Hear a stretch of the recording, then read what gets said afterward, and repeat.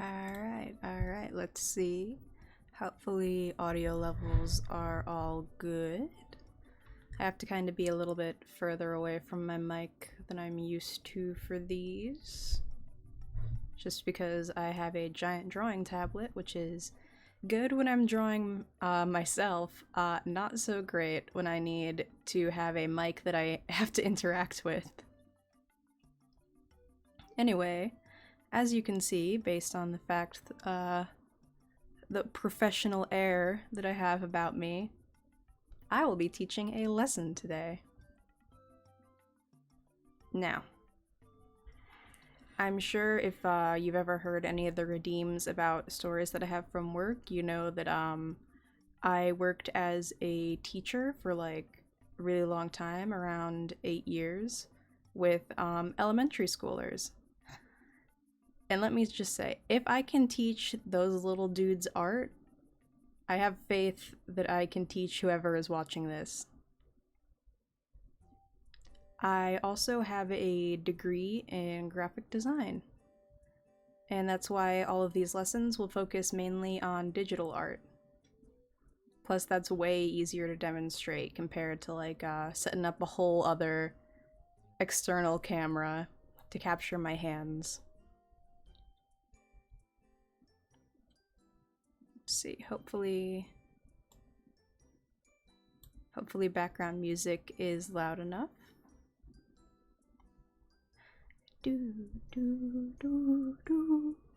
I'm just gonna wait a couple of minutes for people to possibly trickle in. Let's see, what else do I got?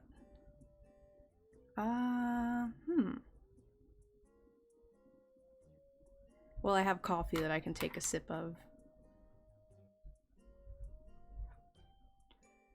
Coffee.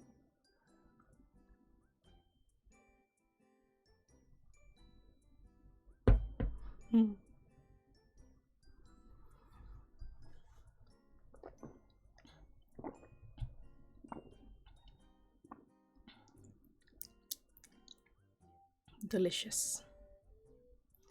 Let's see, other general housekeeping things. Let's see. Oh, if you would like to commission some art, my commissions are currently open, and I have a New Year's sale going for half off pretty much everything until the commission slots fill up. And there is 2 open. So if you want, you can either go over to my Discord or my Twitter to find out some information about that.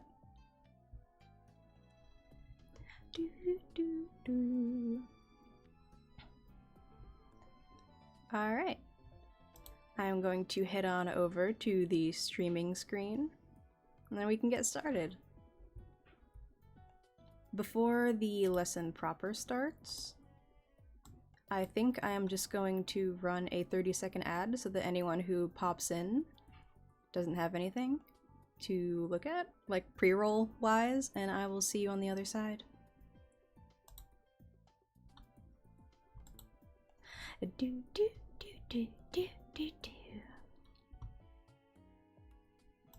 while that's going, I can check out some of my audio levels.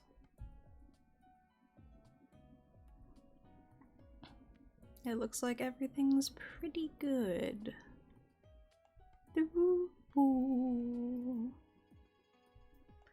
Ha-cha-cha.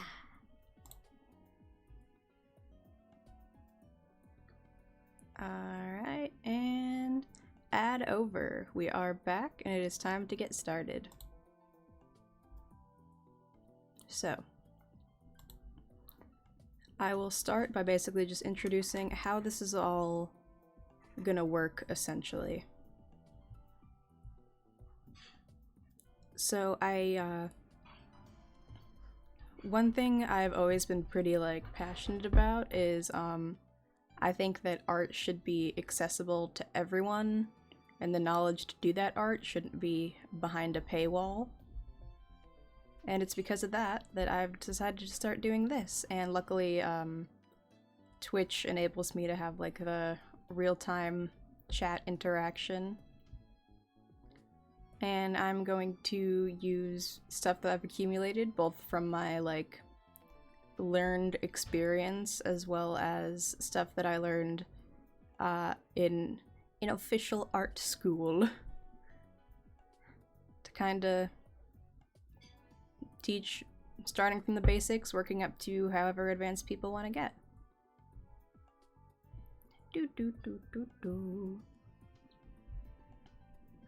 So the program I am using is Clip Studio Paint. There is a ton of free alternatives that you can use. Examples are like, you can get Krita, which is free and totally open source. I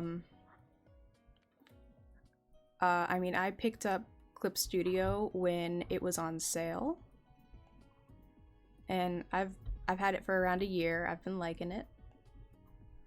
I've also used Photoshop in the past, but I prefer to leave that for photo editing. And let's see. Yeah, I mean, GIMP, Fire Alpaca, there is a ton of things out there, each with their own pluses and minuses.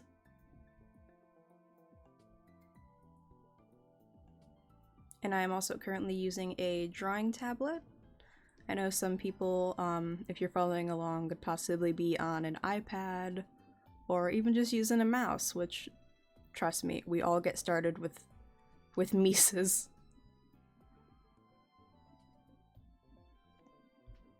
Alright, so to start, I am going to start with the absolute basics, which is, so,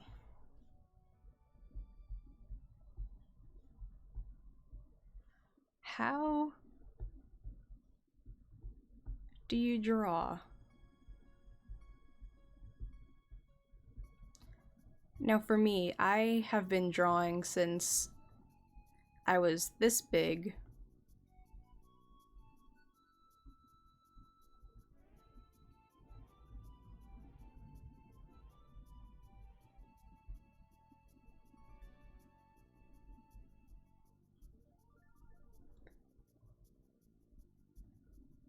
So yeah, I've been drawing since I was a tiny, dumb little baby.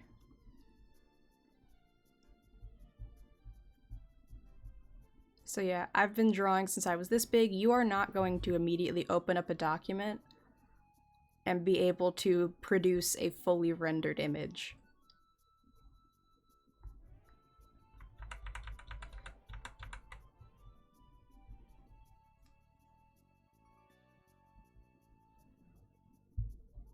When I say I have literal years of experience, I mean it. So let's start with the building blocks of drawing. This is something that one of my drawing professors taught me that's kind of stuck with me and helped a lot, which is thinking of shapes as symbols versus thinking of the shape divorced from how it exists in your mind's eye. So a symbol might exist, and you might see that symbol as, oh, this is a dress. Like, I'm sure if you think of dress, you tend to think of, like, something more like this that fits the preconceived notion of just, like, square/triangle shaped skirt, some straps, and just a general hourglass shape. But then you can't exactly apply it to something like this. And that's where we get into the issue of symbol versus actual shape. So, when you're drawing, it's easy to default to drawing based on how you see something, which is a symbol.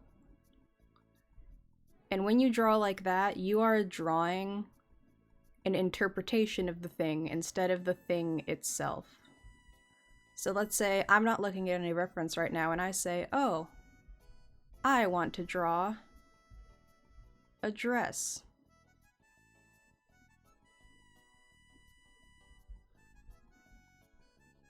Here is a dress. Now, I'm sure there's a dress that looks like this out there somewhere, but it very much is not either of these. So instead, I'm going to show you how to draw using reference versus not. So I'm going to go ahead and grab one of these images.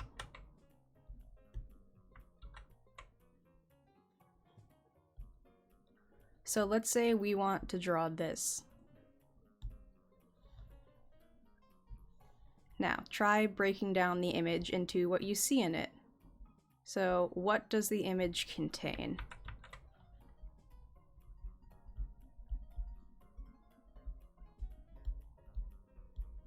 So what we see is person, dress, and you tend to focus more on like features like eyes, nose, mouth.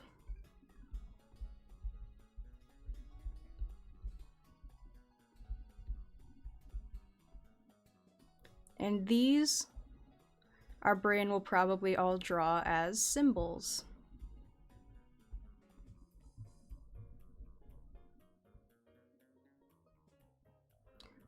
Now, the only thing is, based on each person's lived experiences, if I just gave you this as a description of what to draw, everyone is going to draw something totally different.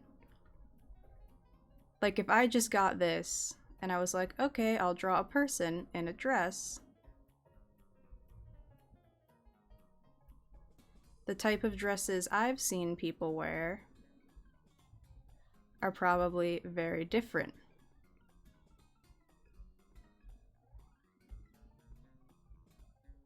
Than what other people have seen. So yeah, some person might draw this.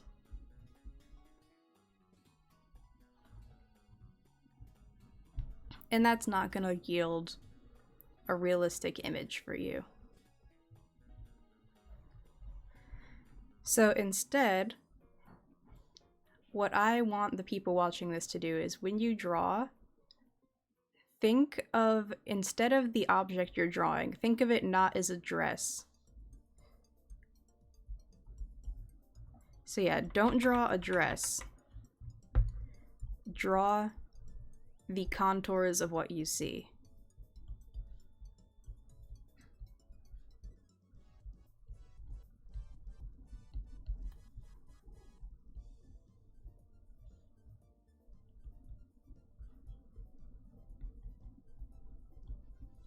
And now you could do something called blind contour, but that usually is incredibly wonky and also super hard to do whenever you are looking at any kind of reference image.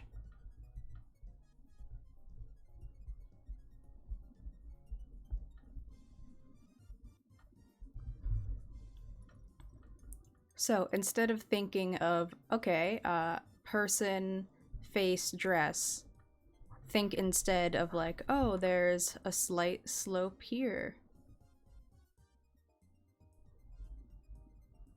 And this, instead of thinking of the actual, like, the context around the image, the things you're seeing, instead you are simply drawing just shapes. Because it doesn't matter, like, reality is often different than what we want to perceive it as. So let's say that your brain tells you, oh, this shape should definitely be over here. It just might not be.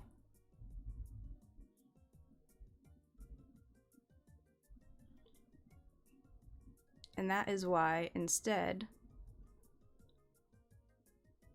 this will also help you draw things such as like foreshortening, because foreshortening is just kind of not logical a lot of the time, Like, your brain wouldn't think, oh, this goes here. Your brain's gonna instead think, oh, this goes over here because that's how the human body works.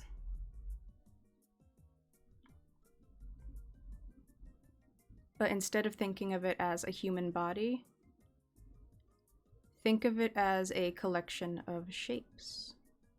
Just like a gathering of lines. And obviously, your contours aren't going to be perfect. They never are. Especially like I'm currently doing a blind contour, which is where I just look at the image and record what I see.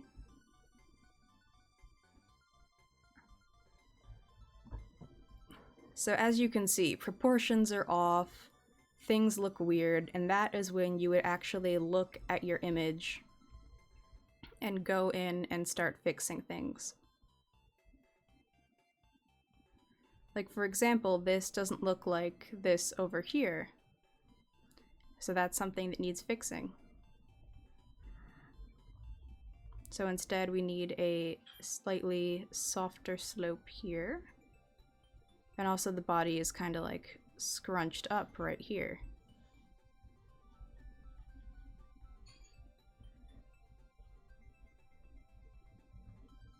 But using that as a basis, I now have something that I can work off of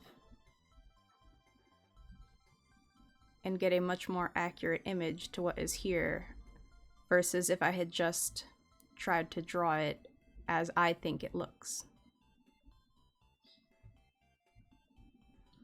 Because whether we like it or not, we see the world through an idealized lens. And if you want to make art, you have to kind of learn how to mold that lens to create the type of images you want.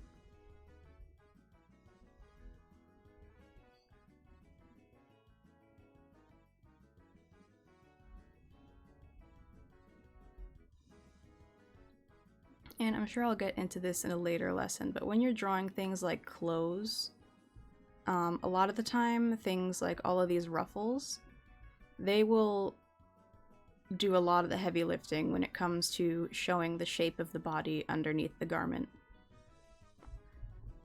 And the ruffles are another thing where our body, our mind tends to go like, oh, this is obviously goes here, but ruffles are unpredictable a lot of the time.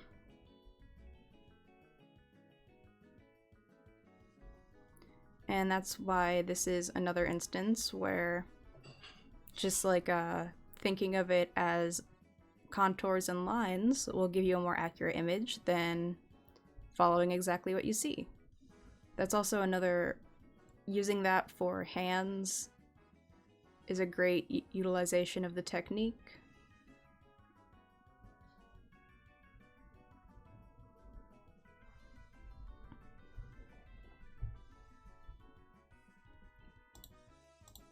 So there is the absolute basics of contour drawing. Just gonna put that in a little folder.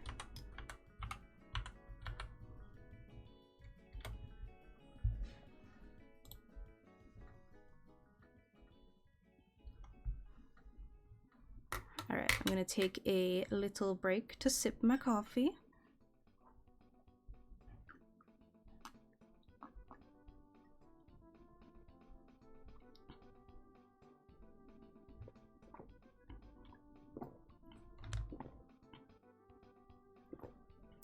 Ah, coffee.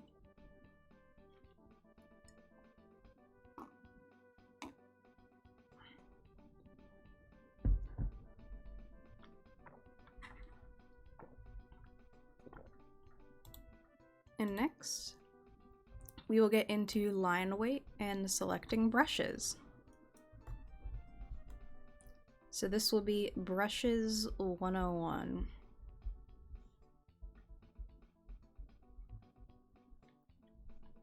Now, as you can see, right over here, I got my brushes panel.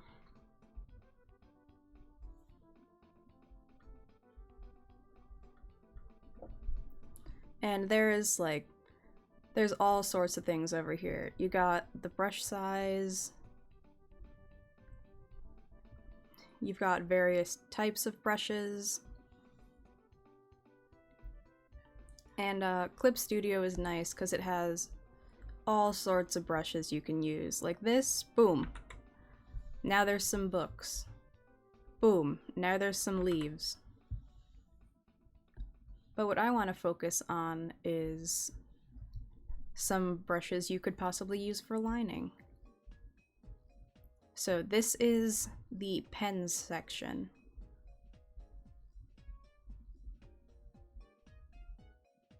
And over here you can see things such as brush size, opacity, and stabilization, which is important. So here is a line that's not stabilized. Let me make it a little thinner. Here is a not stabilized line that I just did zigzags. Now I'm going to crank stabilization up all the way.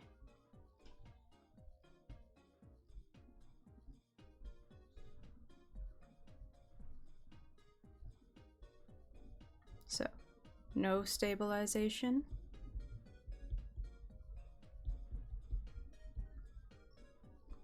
Versus max stabilization.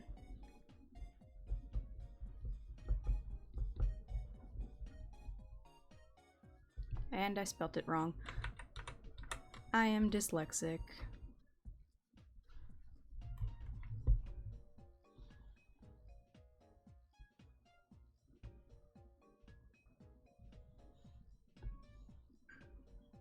So pens I primarily use for outlines,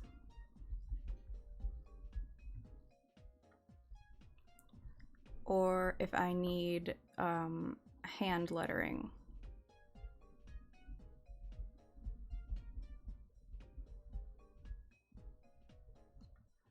And each program has a different, its own different way of categorizing brushes. For example, this is just in Clip Studio, where the brushes are divided by medium. So this is the Tumip pen, which is just, you know, your basic pen. There's not really any grit, it's just a mono-weighted pen that you can have pressure sensitivity on.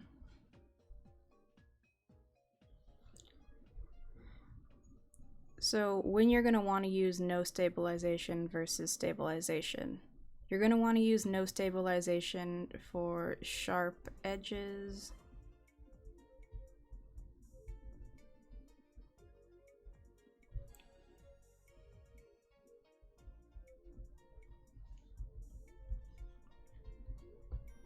for precise lines, and for sketches or underdrawings.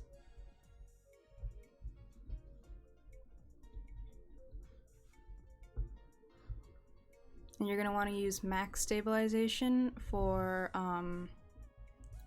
like careful outlining,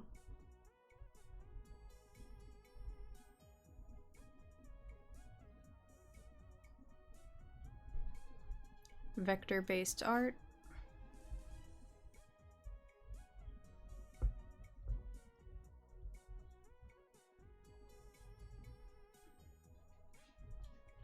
as well as if you have shaky hands.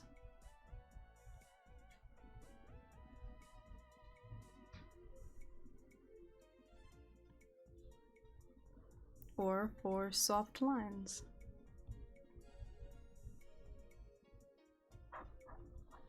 And of course there's all different types of pens, like this is a textured pen, there's a calligraphy pen, a pen with a little more grit, etc., etc.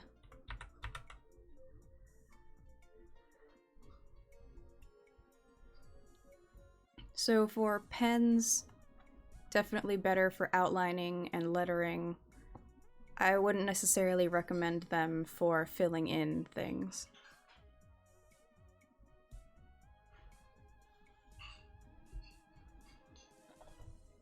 So then there is brush pens, which is, this has been my go-to brush recently. It's the YN Inker.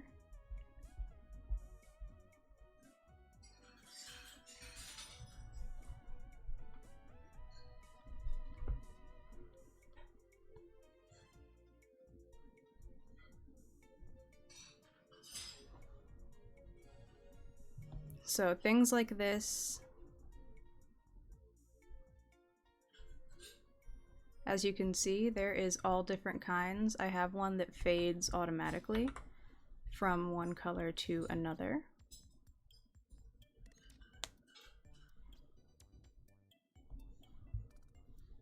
Or if you want to like build up color.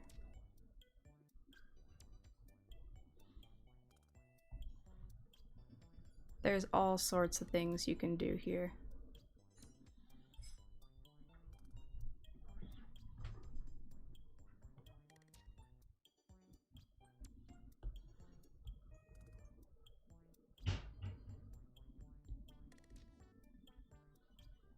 So these are what I would consider painterly brushes.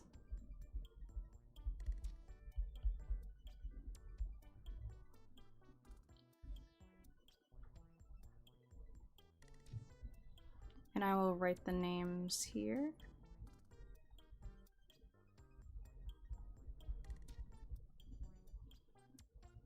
This is...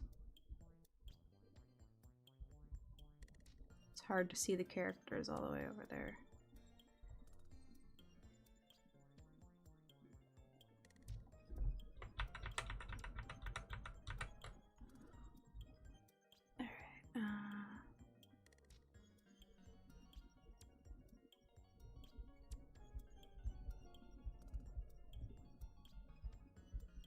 YN Paintigal, YN Try Painter.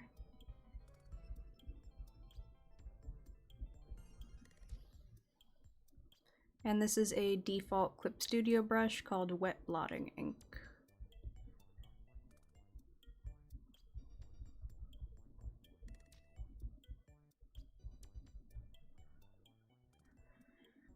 So painterly brushes are generally good for like filling in.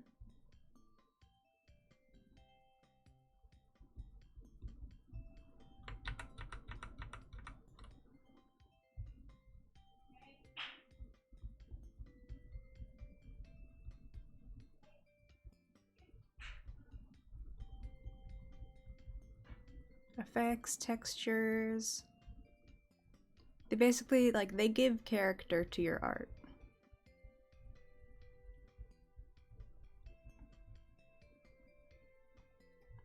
Or if you want like a traditional art look.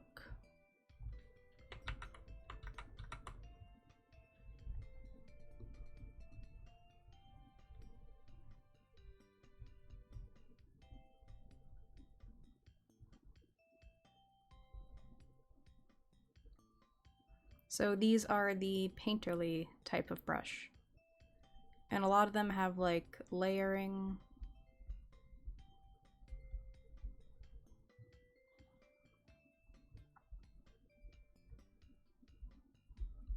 Effects, etc.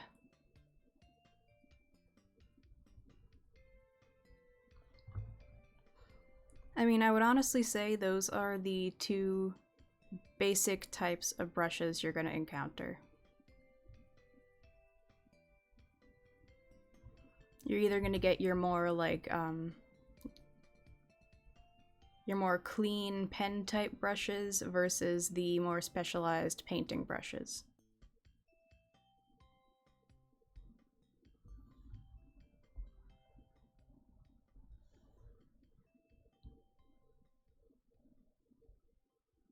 Now I'm going to do a drawing to demonstrate this. So since this is the brush that I most commonly use, I'm going to use it for my underdrawing. So let's see, what do I want to draw?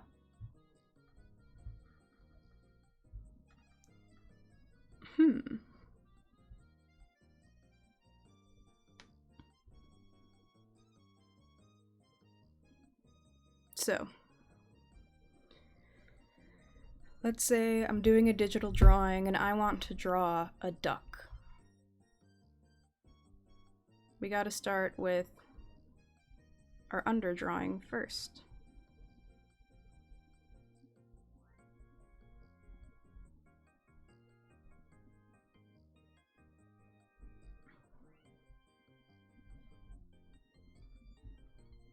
And I'll start by drawing a duck from memory and then pulling up a reference image.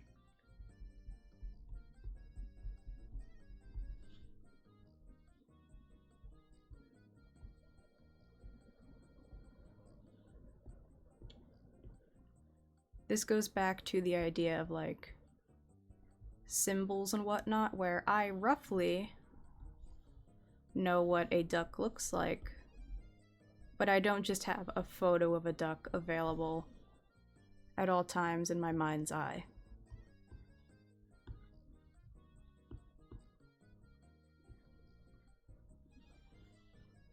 Gotta move this up just a little.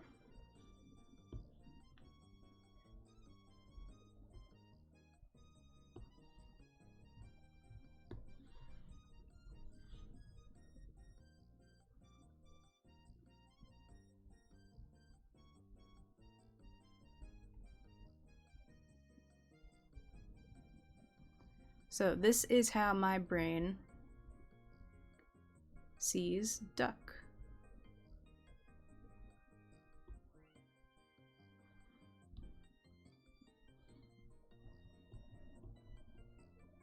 And then I have no idea what the wings look like.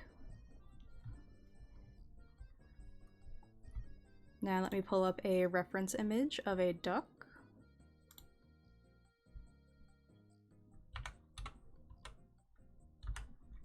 No, I don't want duck, duck, go. I want a picture of a duck. Oh, there's so many different types of ducks.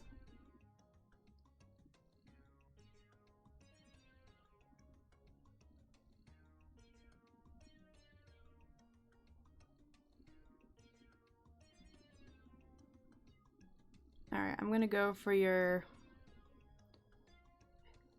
traditional type of duck. Like your Aflac duck.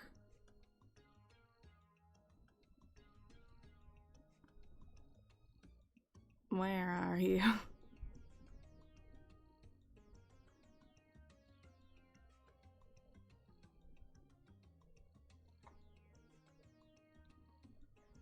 Alright, this looks pretty much like what I was trying to draw. So let me just drag this out.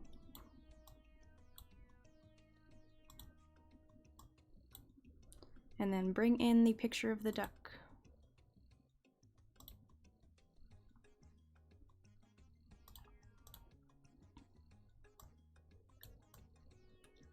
So it's not too bad, but here is a duck from memory versus what it actually looks like.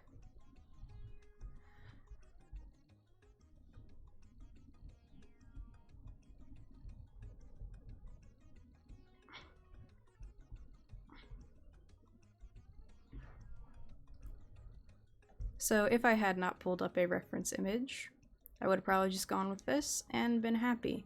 But as you can see, there are certain things I got wrong, such as like the tilt of the body, the way that the feet are.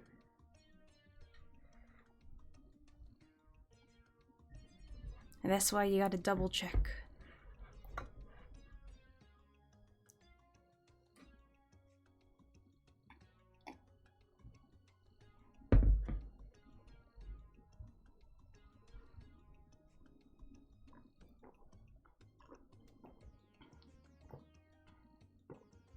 Alright. So now, let's draw a duck.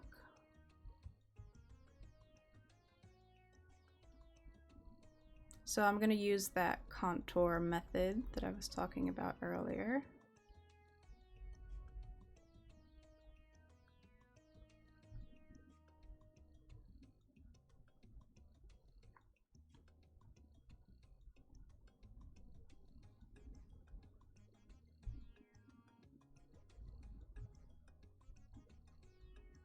Well, that doesn't look right at all.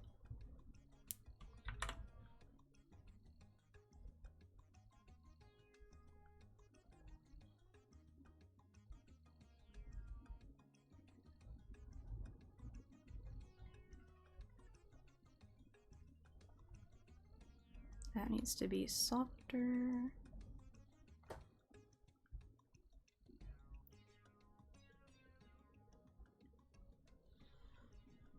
So this duck that I have just drawn here looks like more of a realistic duck than the one that I did from memory.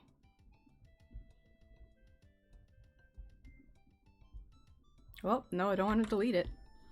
I need that. Alright, so we got like a little...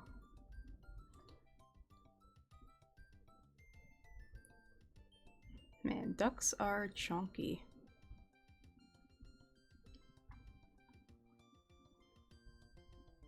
Well, that looks more like a pigeon. I need to chonk the duck more. However chonky I think it is, it's chonkier.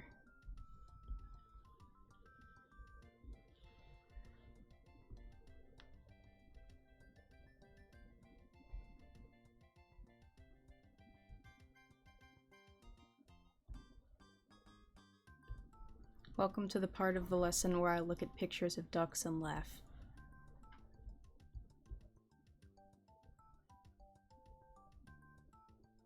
And then the feet are like...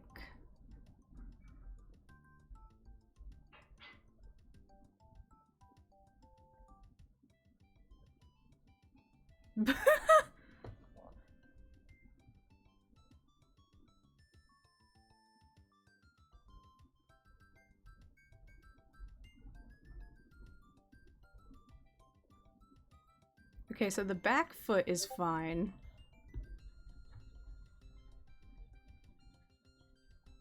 It's the front foot that needs work, and also the head. It's got a little tiny pea head.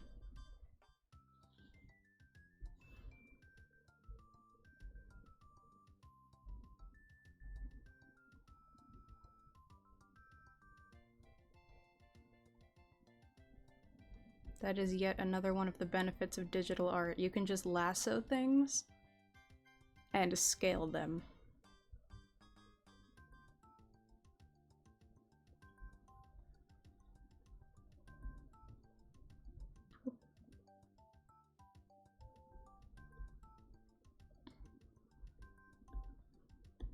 Duck.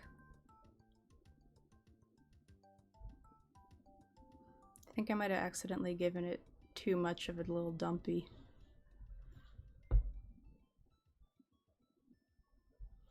There we go. It's more of a duck shape.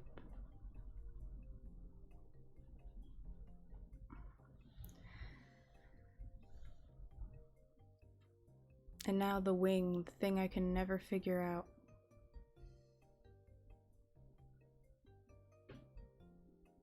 Oh no, that's back too far. It starts like right here and then ends about right here. And is pretty flat along the back.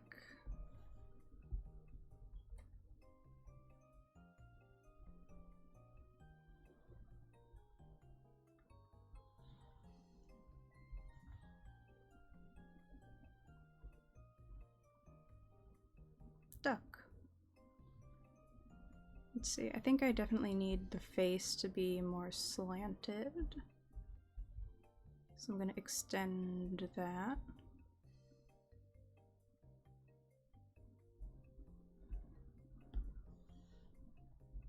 More.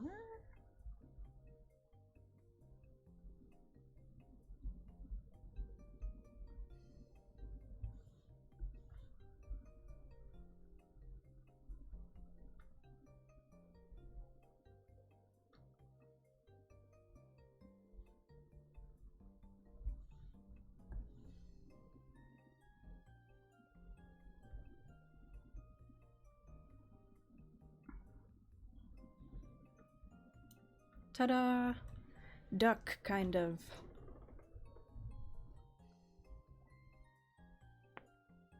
Sorry, just gotta do a quick stretch.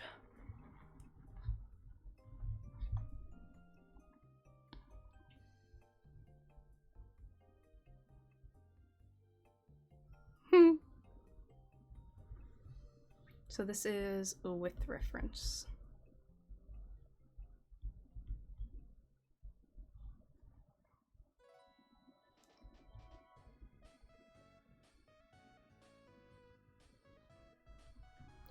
And then of course you would fill in the feathers to create more like the contours that the duck has got going on.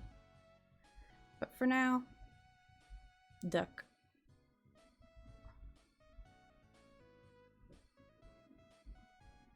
And now if I wanted to do the outlines for this duck, after I had my basic like scratched out sketch, I could do another layer and outline it all nice with pen. But I don't think a duck is quite what I want for the lesson I'm trying to teach.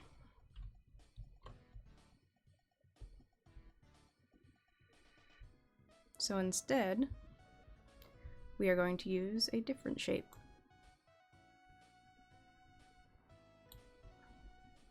One that is much easier to draw.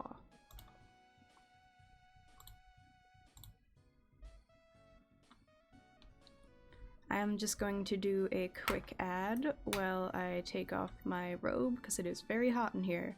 I will be right back.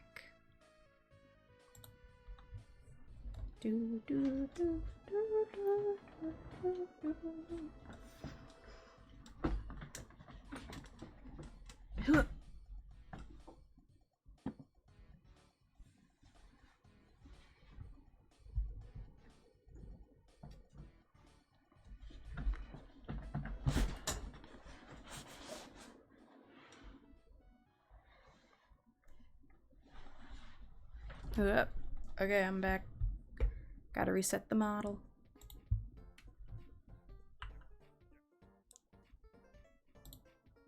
Alright.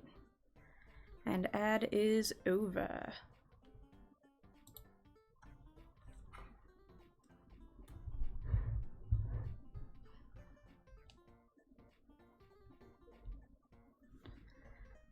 Alright.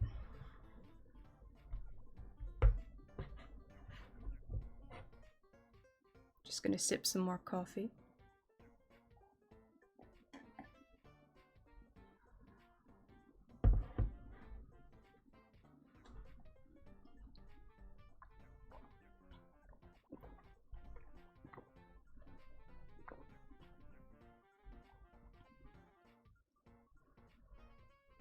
Alright.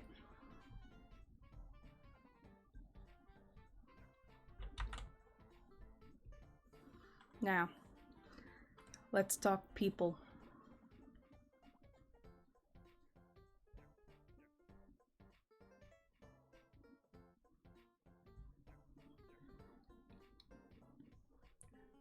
So, I know a lot of people are going to want to draw humanoids.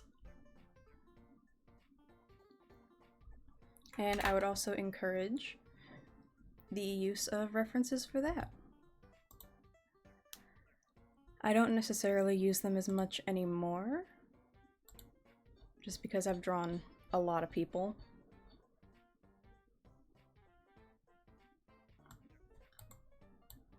I'm gonna look up a weird pose.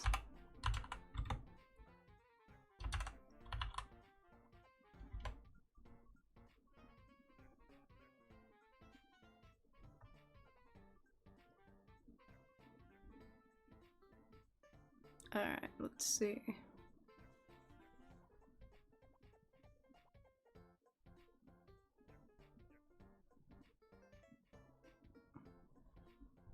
Yeah, those are some weird poses. So, the thing about the human body is that it can do lots of weird things. Especially in the pose department.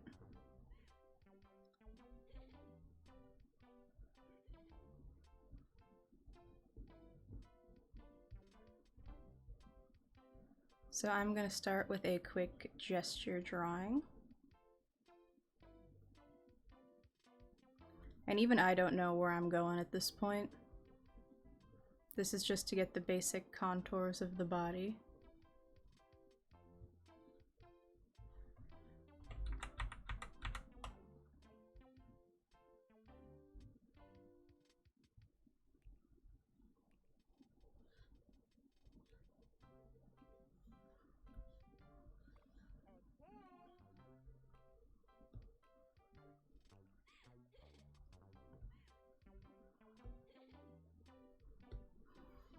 Okay, so I got my gesture drawing. And gesture drawing is a drawing that you do without much, like, attention to actual proportions and whatnot. It's just, you draw what you feel. And then you could go and flesh out that drawing into a more coherent image.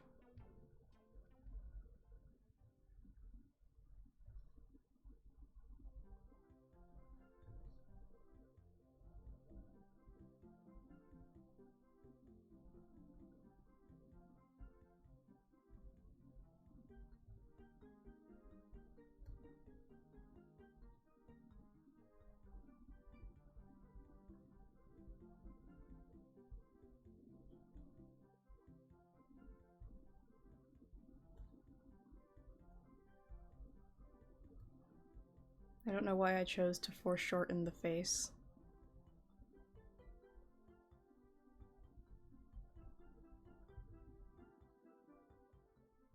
Presumably I like suffering.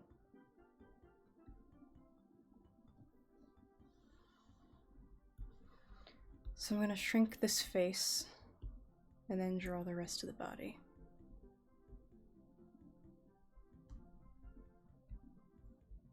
Because since I'm going for a more realistic style,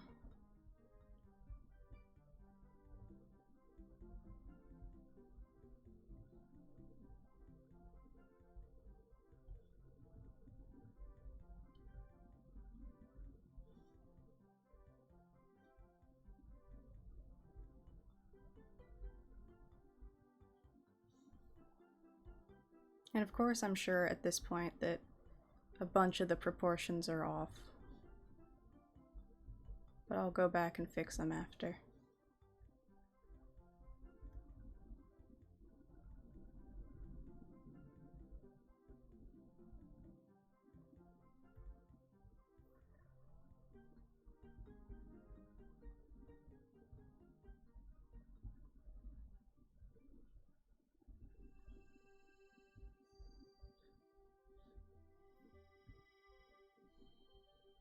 For example, that's not how a human leg works.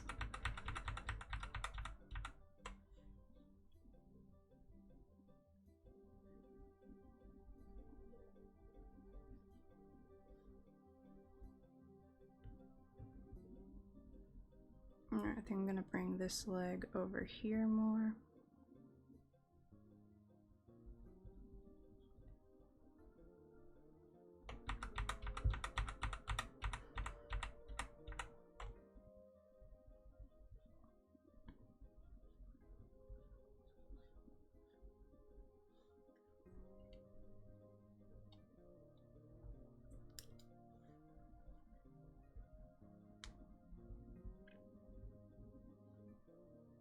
So here we can see that I've made a pose. Does the pose make any sense? No.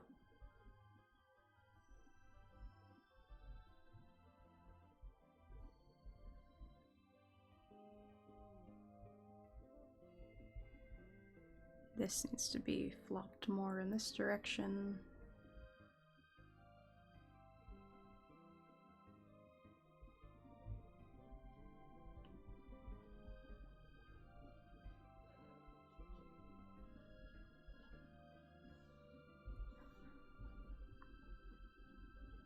So I've done my gesture drawing, and I've used the information from the gesture drawing to make a pose.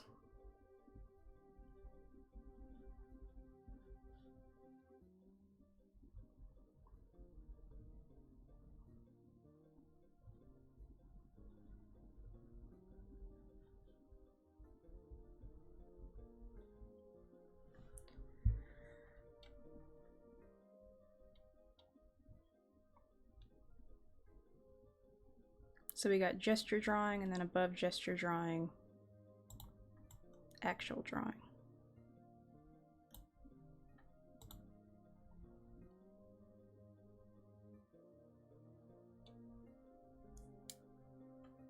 Now let's see what I can make of this.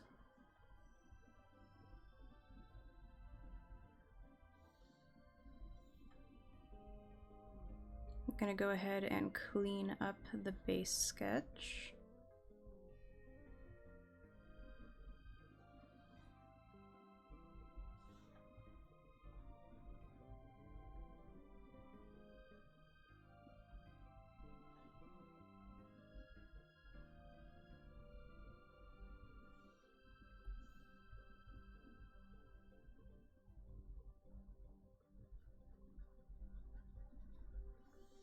I think it's mostly the legs that have issues.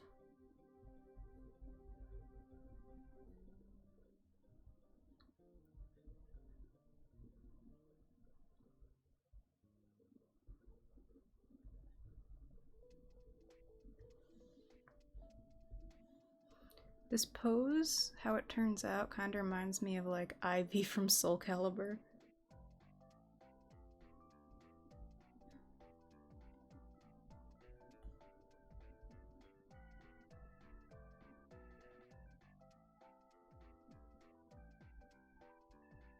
I don't know why I chose a low angle for the face.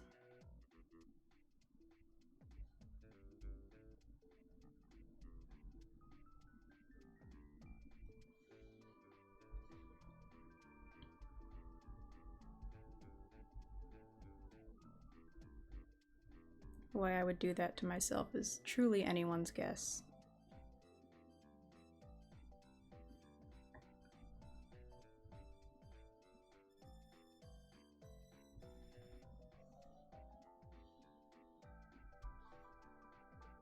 I think this arm actually needs to be moved. Oh, that was wrong. Needs to be moved up a little. Yeah, it's better.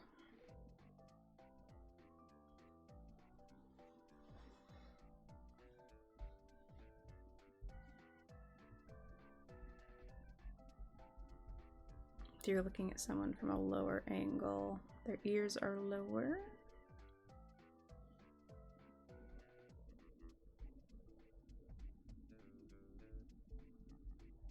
The hairline is also foreshortened.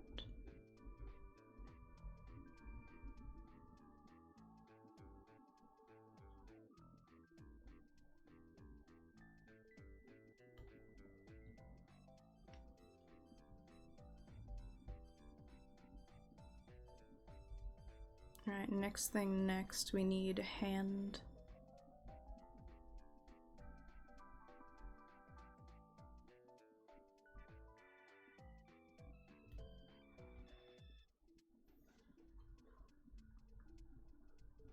Maybe she's like on a subway gripping something.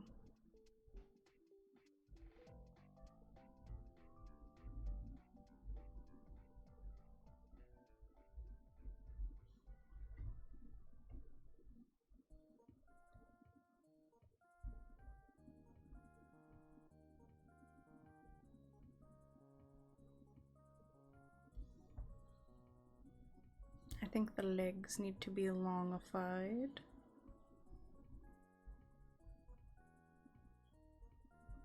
There we go.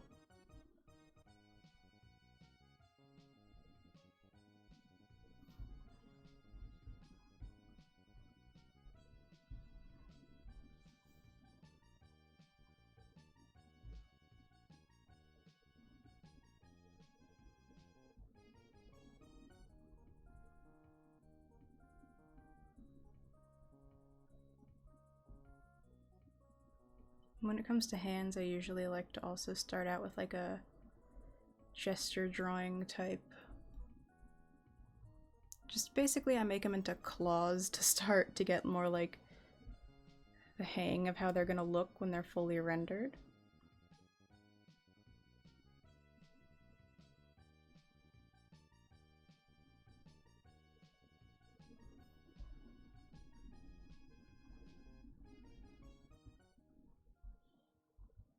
And then there's feet.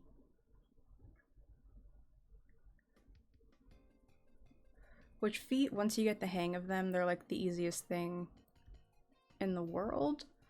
But I know a lot of people have said like it's something they find difficult to start.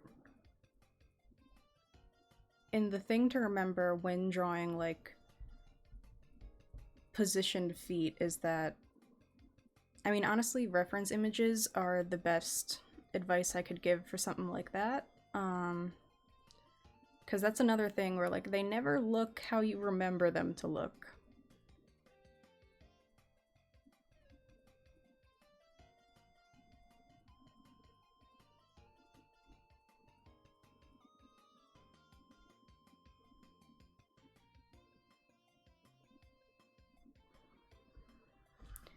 There is also a tendency in drawing to accentuate the things that humans find interesting, and that's why you see lots of drawings where like the eyes are too big, the mouths are too big, etc.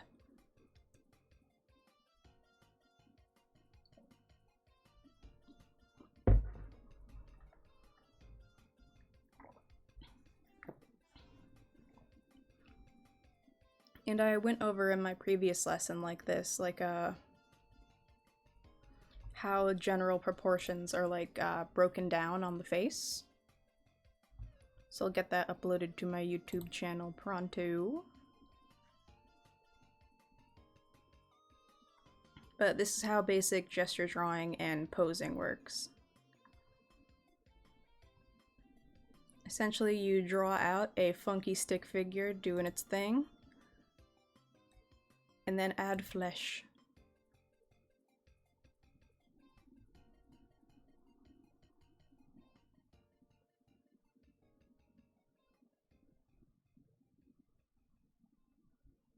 Let's see, what else?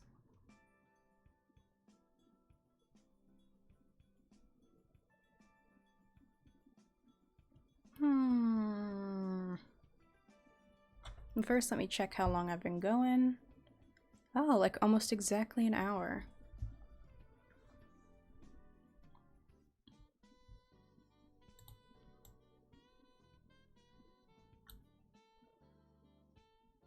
I guess I might as well go ahead and like fully render this.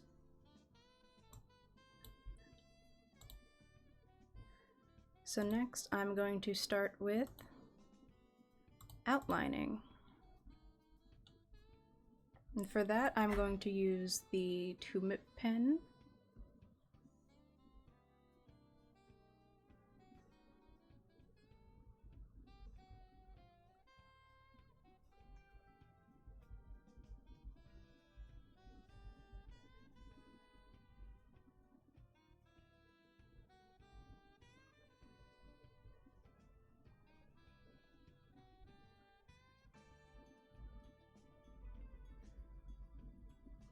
And the 2-mip pen I currently don't have stabilized too much just because I don't need it to be.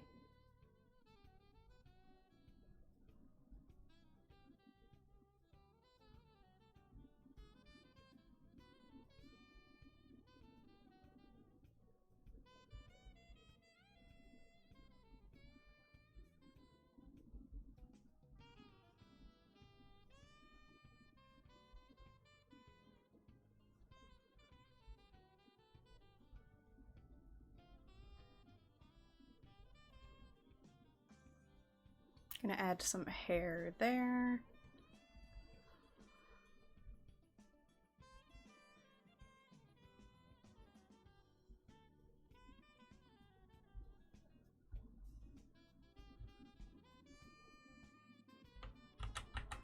And then just duplicate and flip the eye, because why would I not?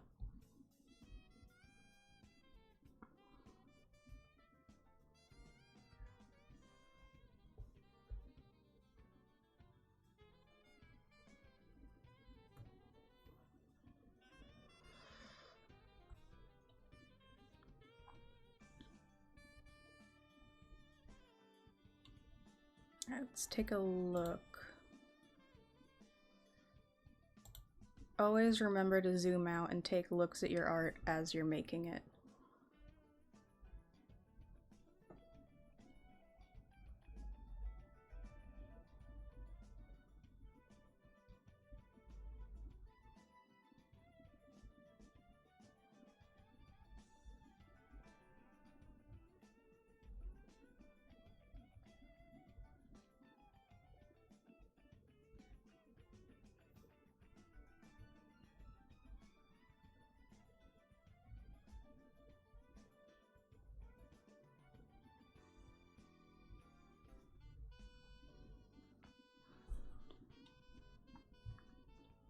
Alright, once again, I do not know why I chose a low angle. But I think I need to move this mouth up.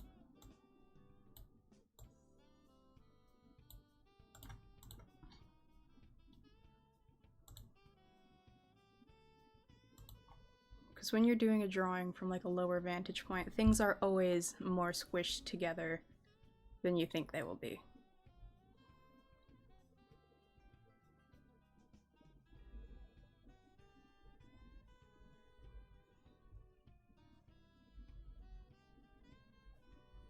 And I'm not focusing on everything being like 100% perfect.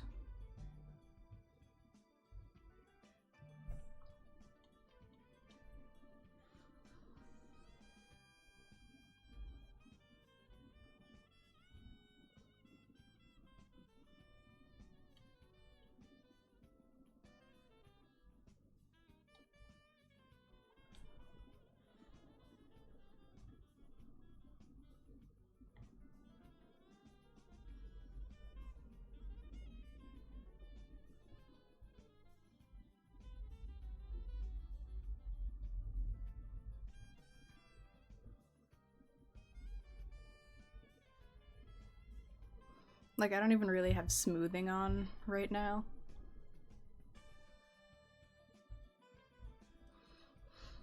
Let's see, this arm needs help.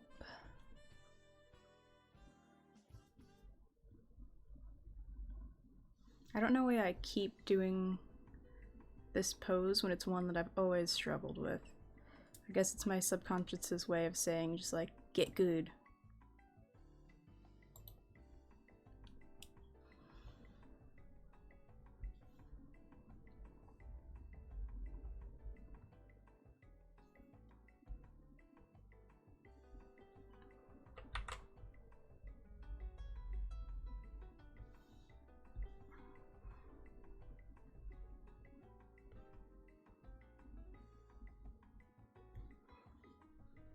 To which I say thank you, subconscious. I'd like to think I'm getting a little better each time I draw this pose.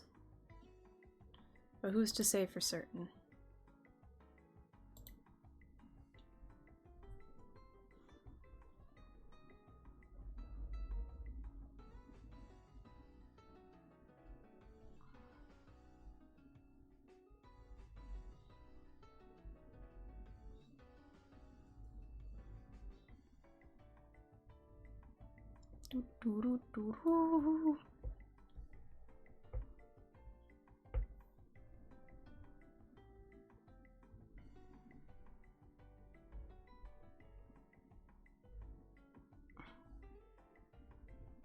Hands are also one of those things that you're just gonna have to kind of keep drawing until you get the hang of how they work. Like, I rarely go along with the whole practice makes perfect thing, but when it comes to hands, you really just gotta keep on drawing them.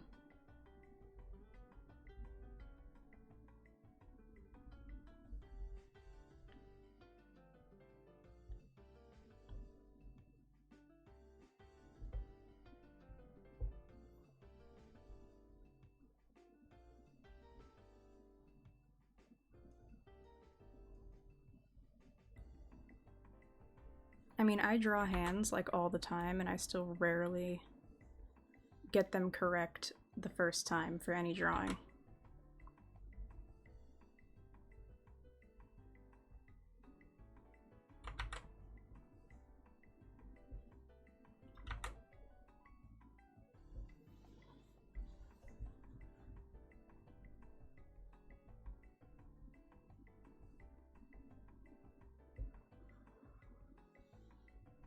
Let's see, I think we need another fingy in here.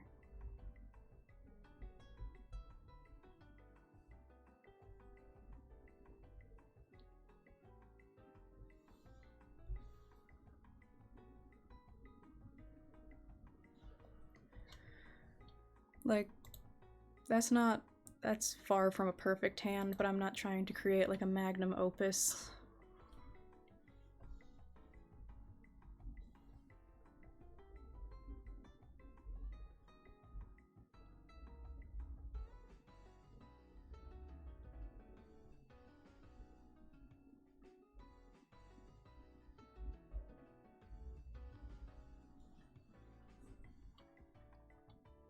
I'm also gonna need to put clothes on this lady so that Twitch doesn't have my head.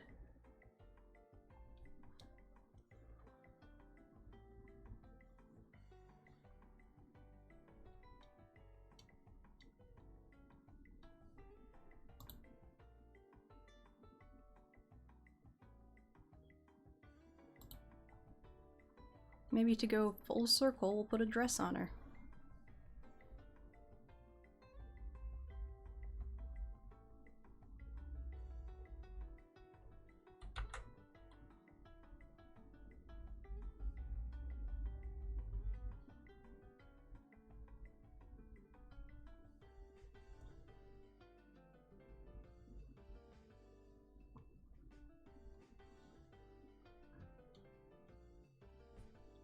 I'll also go back and add shoes after. But for now, I just want to get basic body done.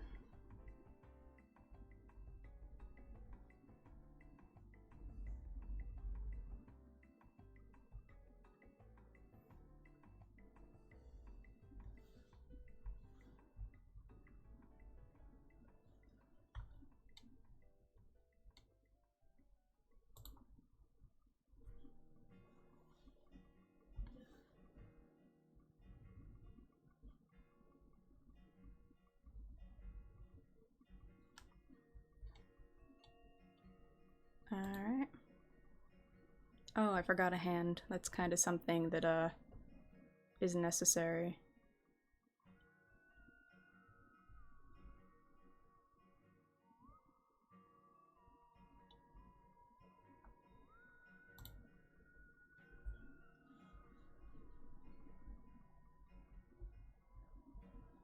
And this hand will also be foreshortened.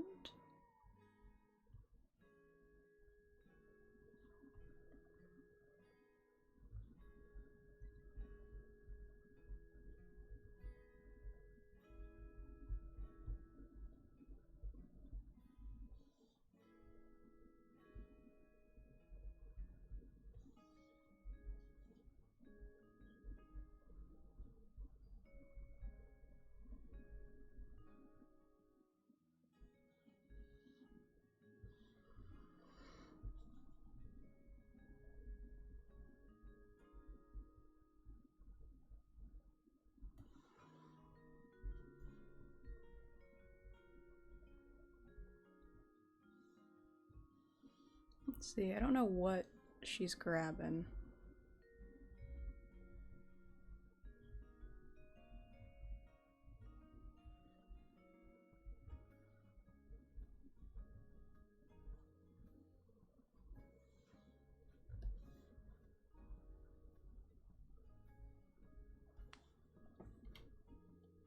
Like a baton or something? I don't know. Who's to say? Certainly not I, the creator of this image.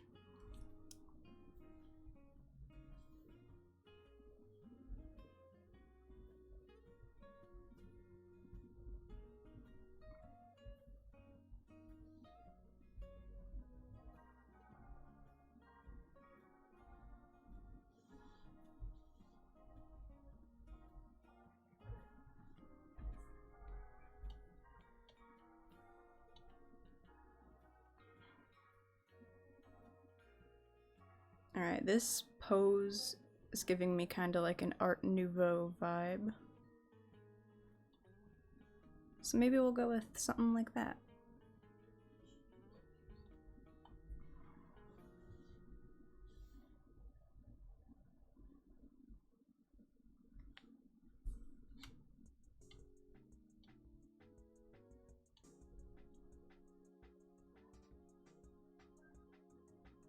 Yeah, we'll go with an Art Nouveau image.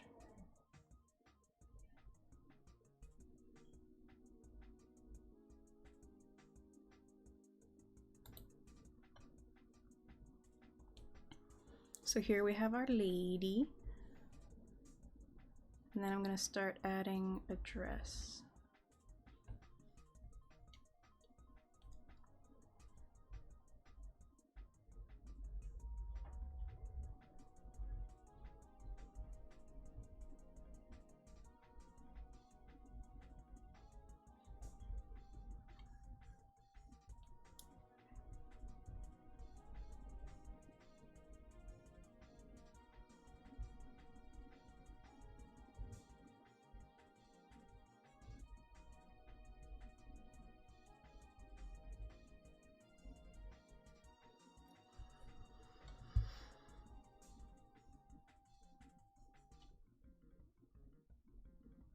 And this is another thing where, like, if you want to truly grasp how fabric falls, just keep drawing fabric. That's the best way you're going to be able to get an accurate way that it works, essentially. I wish there was a better way, like some kind of cheat sheet, and I'm sure there is somewhere. I just don't have it.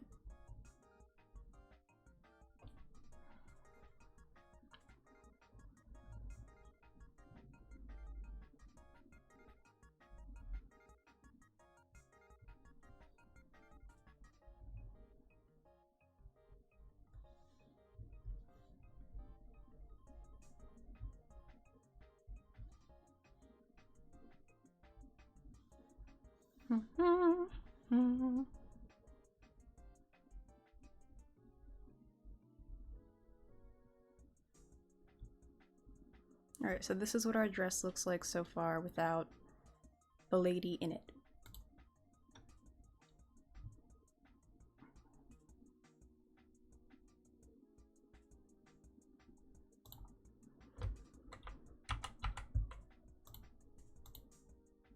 I'm going to copy the lady lines and erase out these.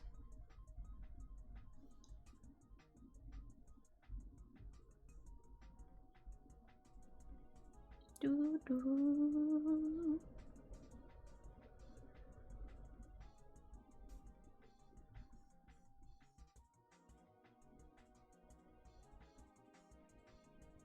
So I used the shape of the body to inform the shape of the dress in this instance, where I'm not working from any reference. Because, like, you're not always going to have a reference available. You're just going to have to go with what you got.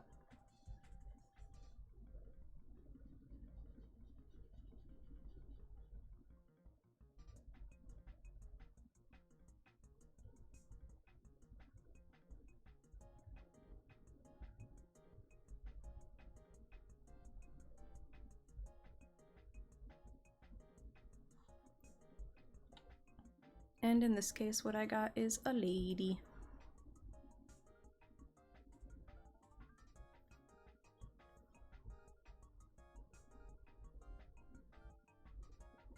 Plus my nerdy love of Art Nouveau fashion.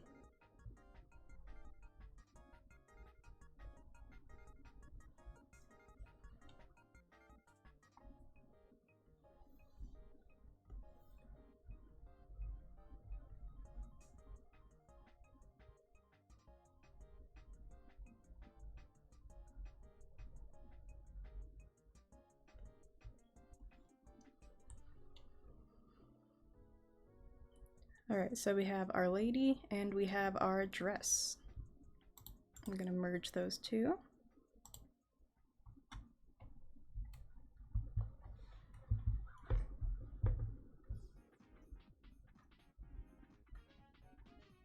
Now, as for what she's holding.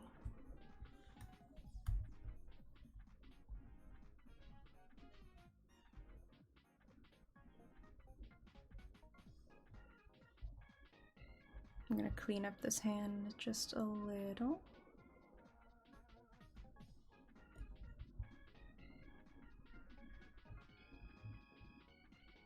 And like, I'm not too focused on it, it's not the focal point of the image.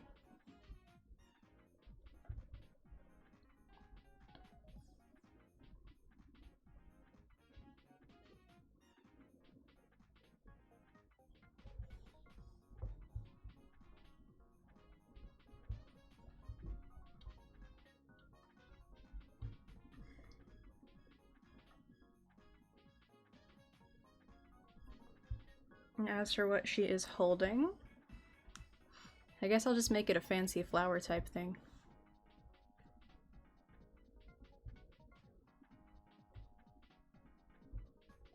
Like a mystic staff.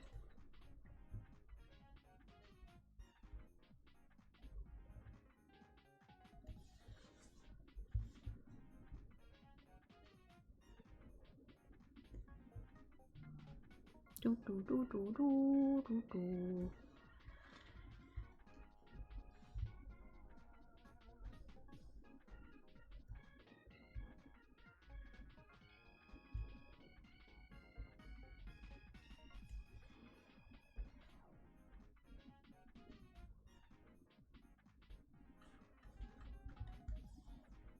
And then maybe a little flower.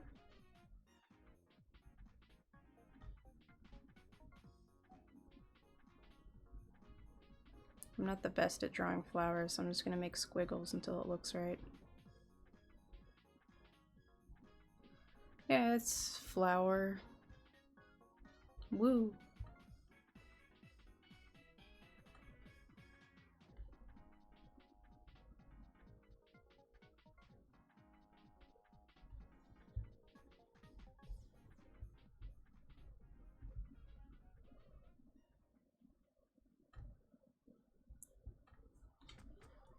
I'll go back and figure out how that works later. That's a problem for future me.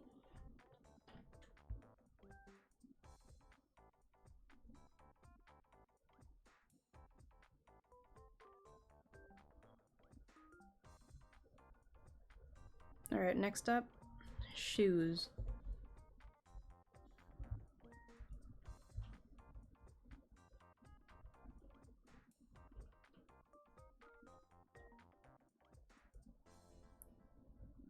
So, obviously on a foot, we got toes.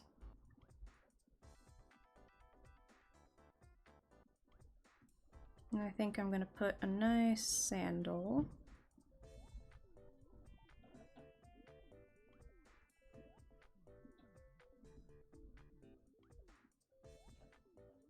Now obviously this is just like roughing it in. The actual thing is gonna be more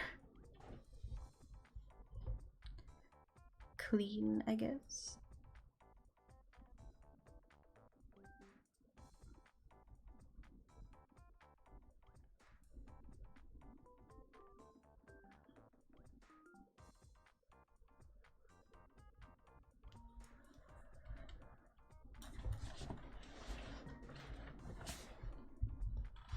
Alright, so we got the basics of our sandals down.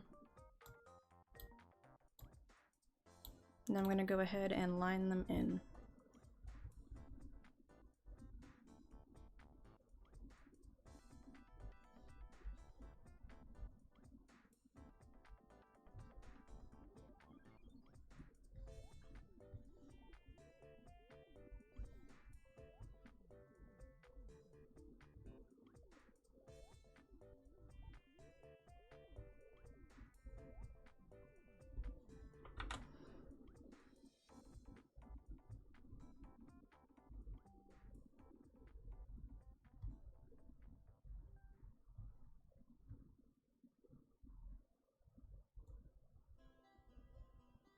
And the toes are generally kind of like boxy. Alright, good. I gave her the right amount of toes. I need to fix them still, but...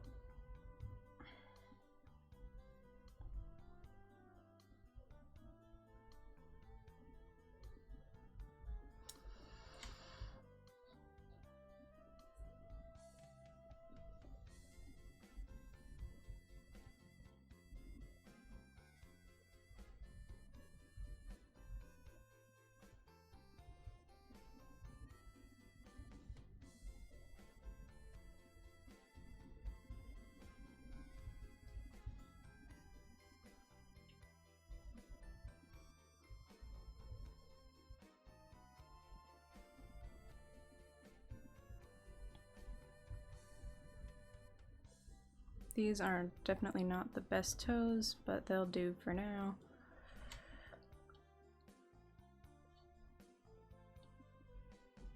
Big old toes.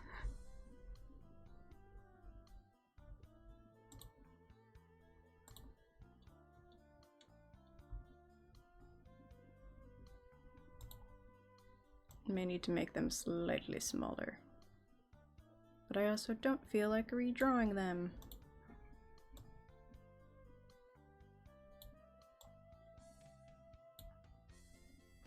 So scale tool, here we go. Whee!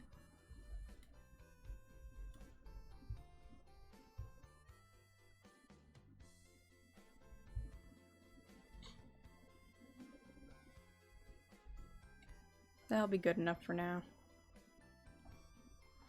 Next up, this foot.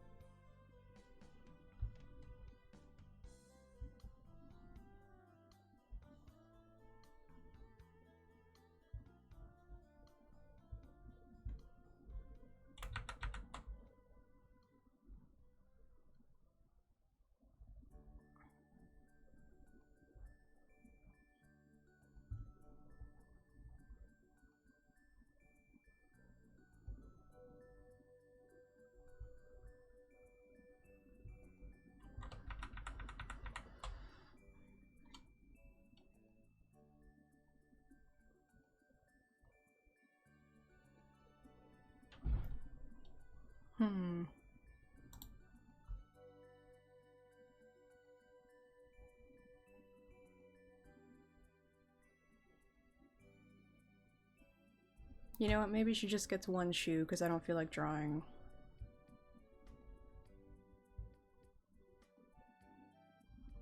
Or 2 shoes.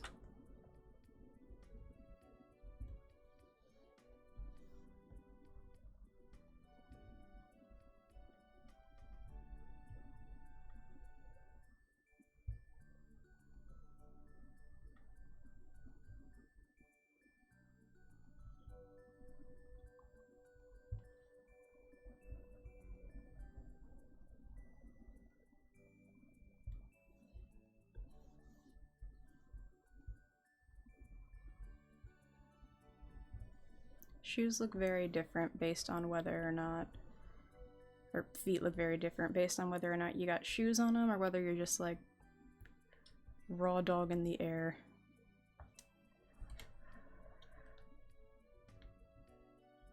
So now she's got shoes. Now I need to deal with this up here.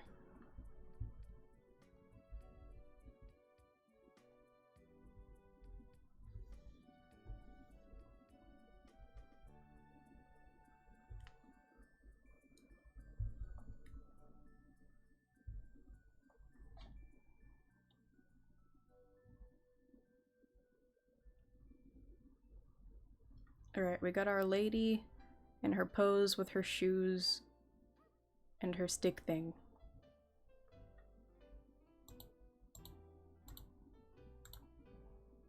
So, what now?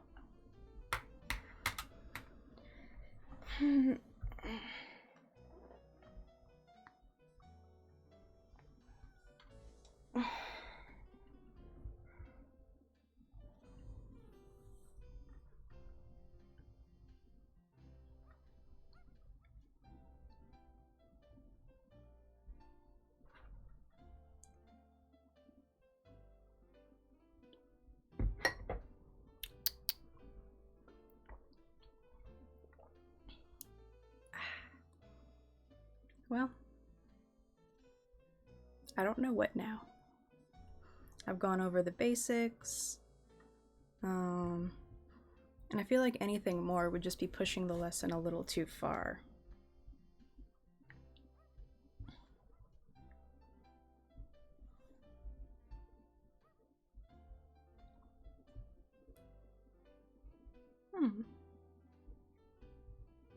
So, I guess for now, I will just switch the stream over to just chatting. And if anyone comes in, I'll be happy to answer any questions they have.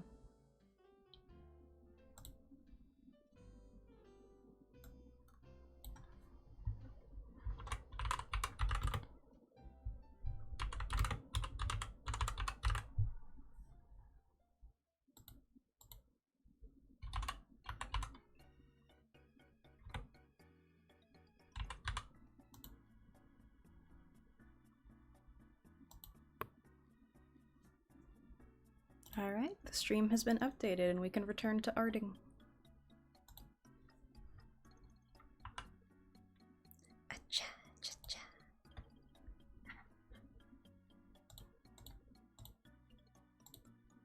Alright, I'm gonna set this as the reference layer and fill it in.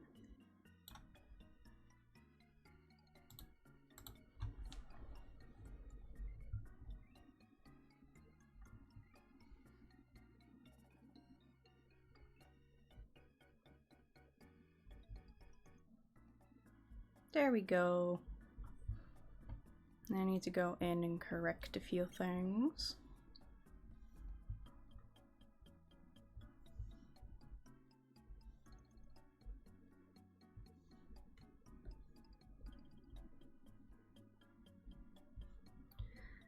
And delete. And delete. And delete. And delete.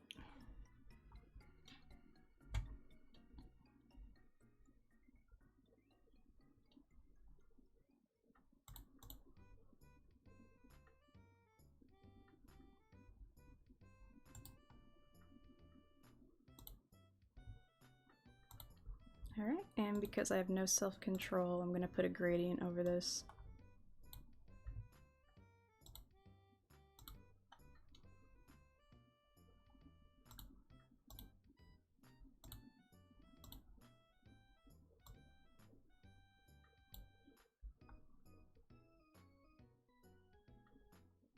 Yeah, I like that. Speaking of multiply layers, I'm gonna do another one.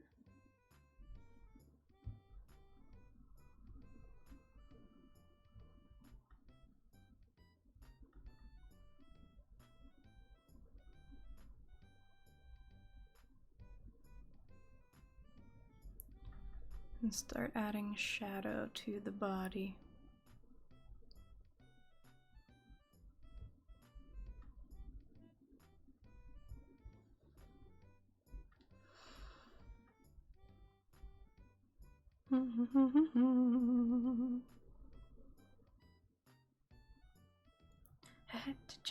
Hey, hello, welcome. I hope you're having a good night. Or day, or whatever time it is.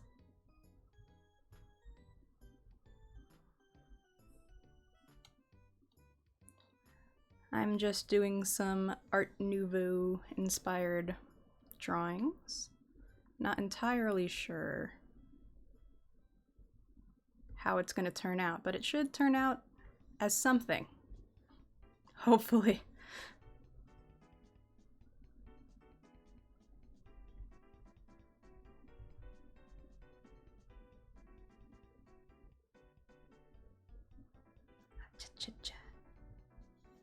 I love this smudger so much.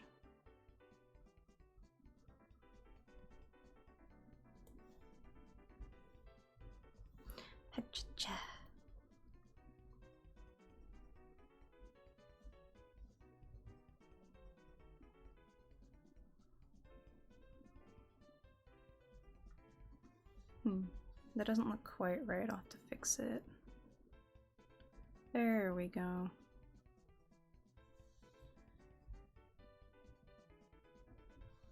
And back to the brush.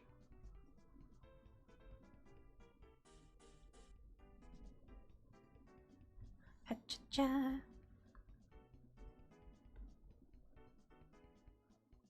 Smudge brush, my beloved.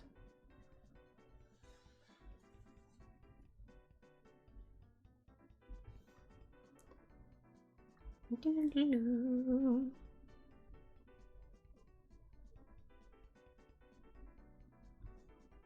the question is, do I want to keep this like one color?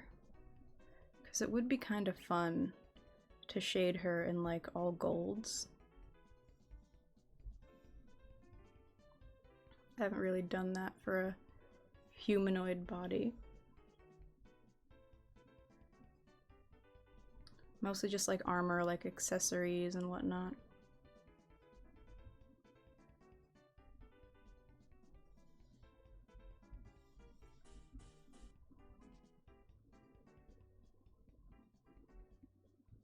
Oh, and I totally forgot that I have all my cool frames and stuff that I could add to this. Hey, hello! Welcome, Zibian! I feel very dapper. Hey, and thank you for resubscribing! Hey! Pats! Cha-cha! Thank you.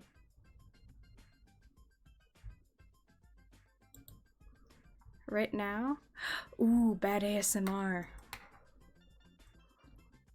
Alright, that totally reminded me before I get started with the bad ASMR. I've been thinking of possibly doing a sub goal thing once my live 2D model is done, where if I get like 20 or so subs, I would start a YouTube channel that's just awful ASMR. I've already got some ideas. Let's see, what have I got? Alright. I have a container on my desk. It's empty, so I'm just gonna like chew on it.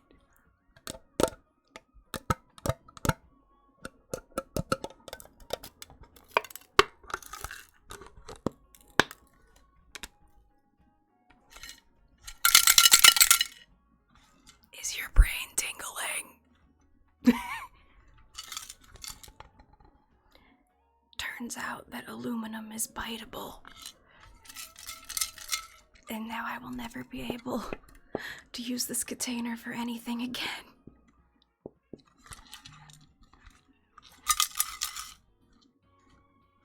It used to have delicious Sakuma drops, but now all it has is dents.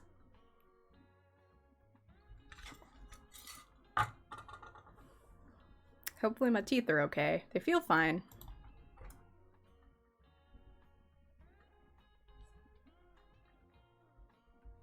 Back to shading the lady.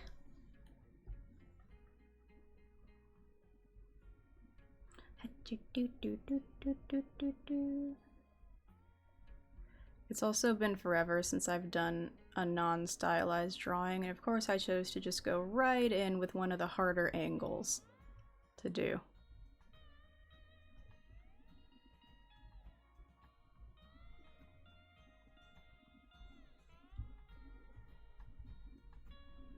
It would kind of be like your driving instructor being like, alright, we're gonna learn how to drive now, and then immediately just plowing into a construction zone.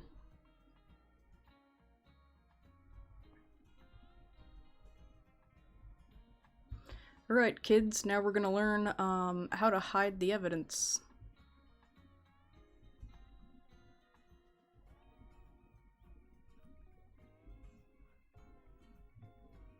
Although I guess that wasn't too far off from my driving instructor, who talked a lot about how he ate worms in Nom. He was a very nice man, though. Just, you know, ate worms in Nom. And who am I to hold that against him? Certainly not someone with the experience of eating worms.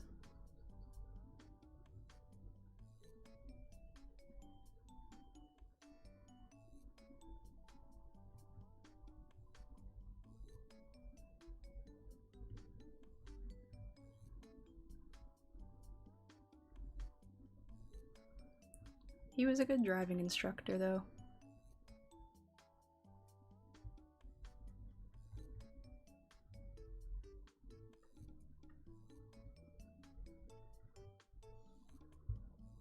Although I guess if you've hunted down and consumed monkeys to survive, you're not really scared of a ton of like super duper tired 15-year-olds.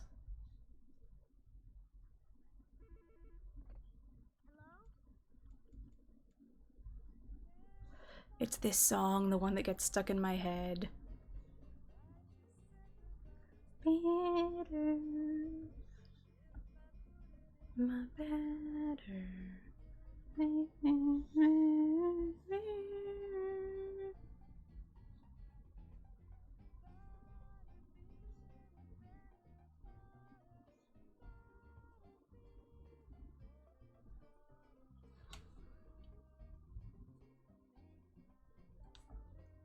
I don't know why I'm getting handsome Squidward vibes, but I am.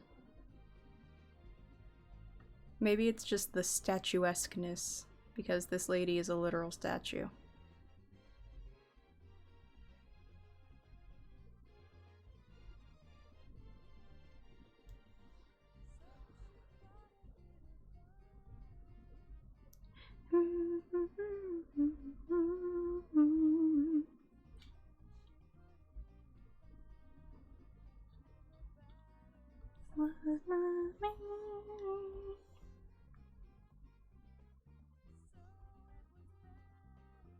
I also learned from defaulting to this No Thoughts Head Empty playlist that Nintendo made a game to help kids learn English, which I thought was very cute.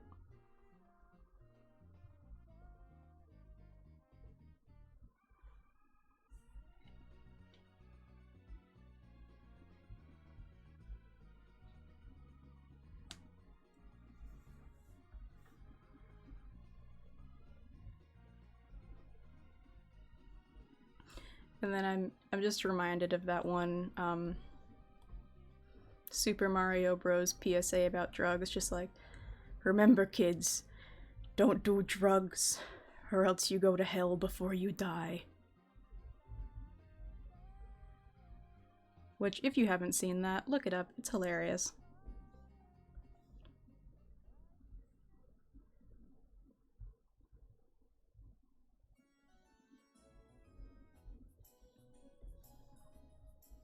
Ha-cha-cha.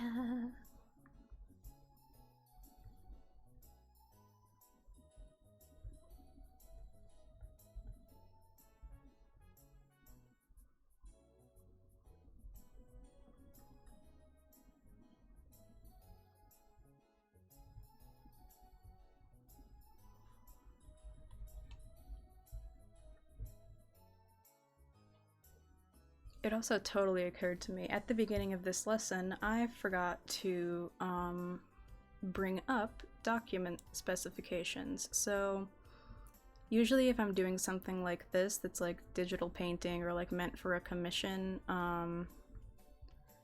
I generally, I mean, it depends totally on what the document's for. Like if I'm doing something like drawing a live 2D model, that's obviously going to be like way bigger in scale.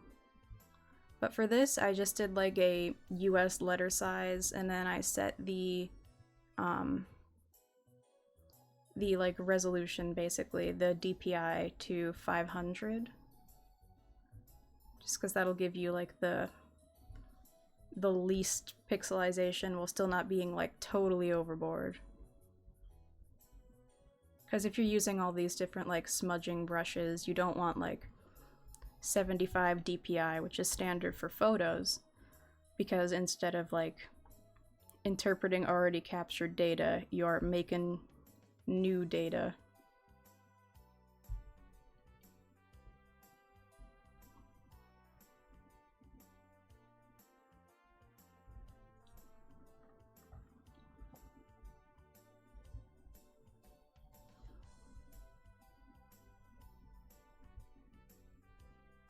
That's why you need more DPI.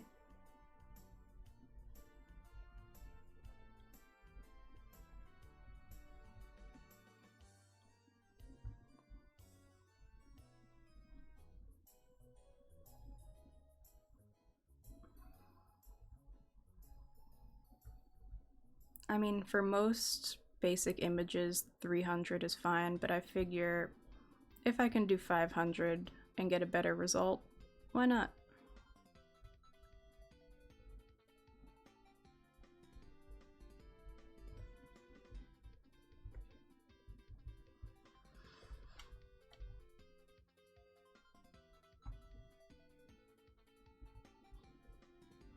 Gotta finish shading this weird thing.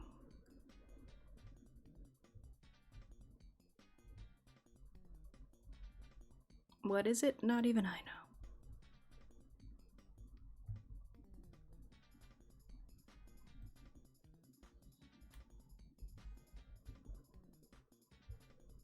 I can't wait to go in and do the metallics because I've been slightly obsessed with drawing metallic surfaces recently. Just a little bit.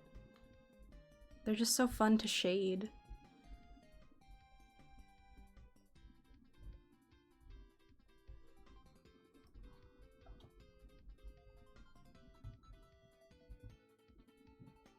Winners don't do drugs. Exactly. Unless they're a horse and that drug is ketamine.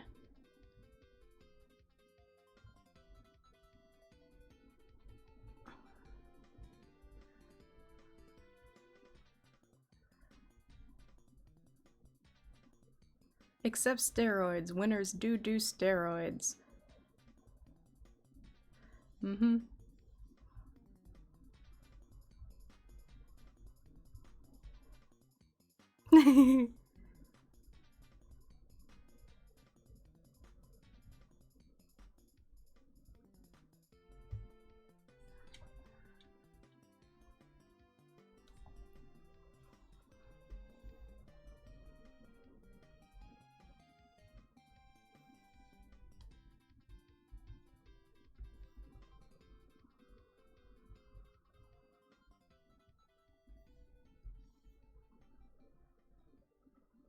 Now, as someone who has barely been in...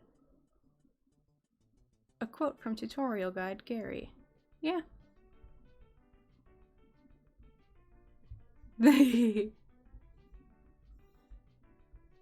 Words of wisdom.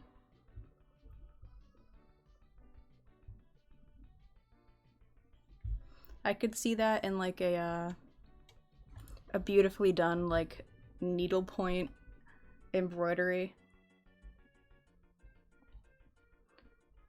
Because I mean, there's like those embroideries where it's like, it's not a crack house, it's a crack home.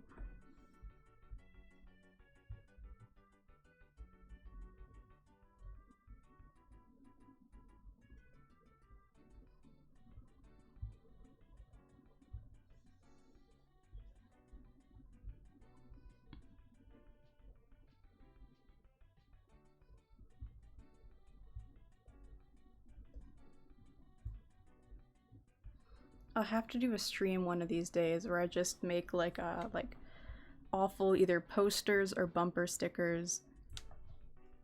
Because my noggin is just full up of ideas.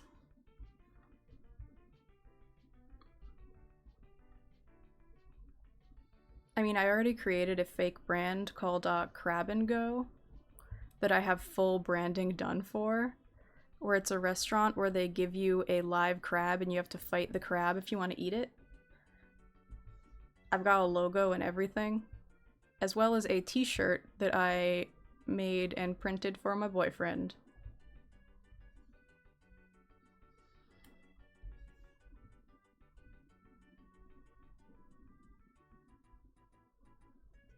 So yeah, if there's any restaurants watching that want some beautiful, already created branding with what is sure to be an incredibly niche but loyal customer base, you know who to go to.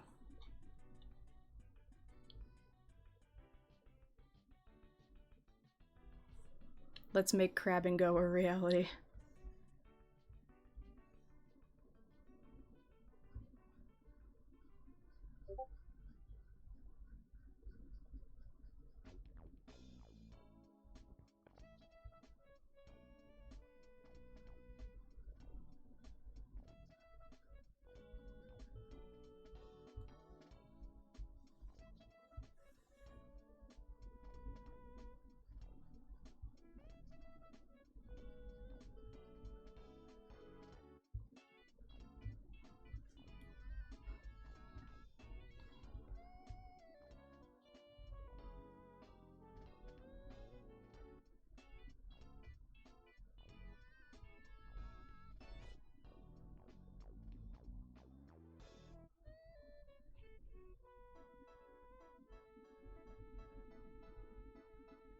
This kind of sounds like an automaton.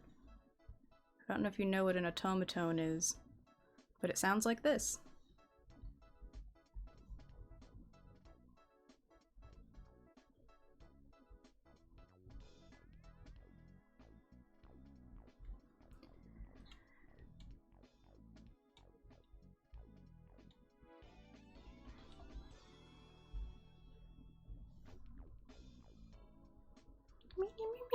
Me. No, don't go away, funky little man. Come back. Oh, wait, never mind.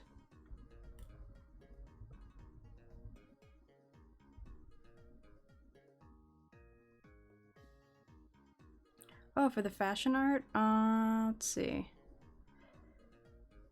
I think around 60 bucks.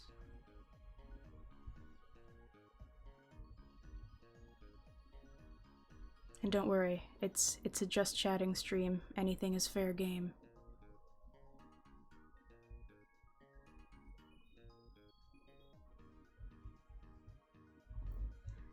I will send you the info as soon as I am done with stream. Gold coins? I mean, ideally. Doubloons.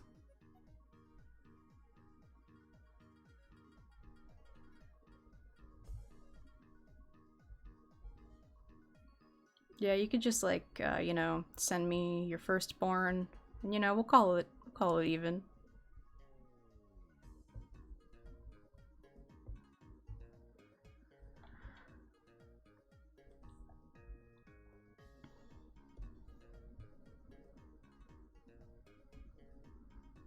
I'm gonna Rumpelstiltskin it.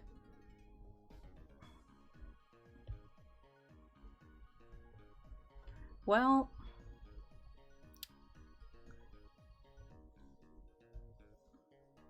alright, I'll take a rain check on the firstborn for now. We'll just have to go with normal human money.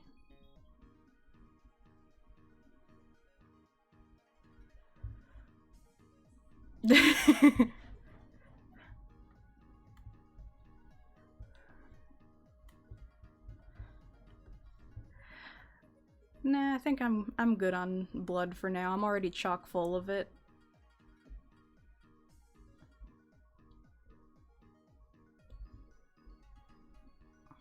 So I can just locally source the blood that I need. Hi,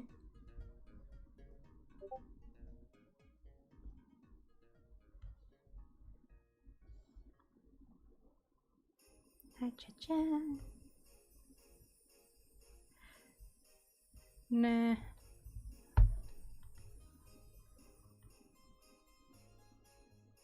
I think orphans already have enough going on. They don't need my shenanigans.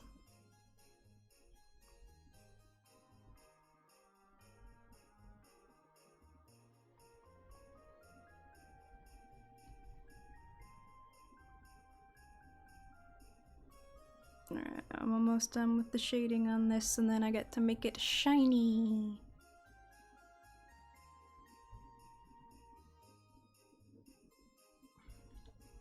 I mean, not like too shiny, but pretty shiny.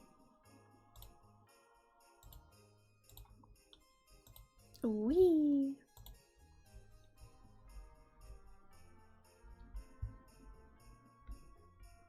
Yes.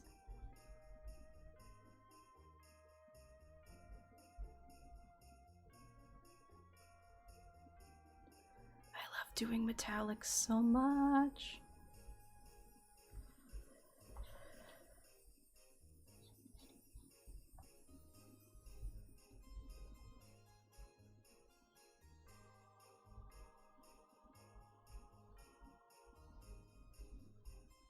Metallica.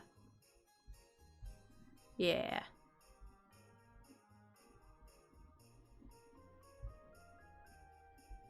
I feel like, let's see, something I have not brought up before is that I'm like a huge symphonic metal fan. It's not really relevant to anything. It's just something I've been thinking about.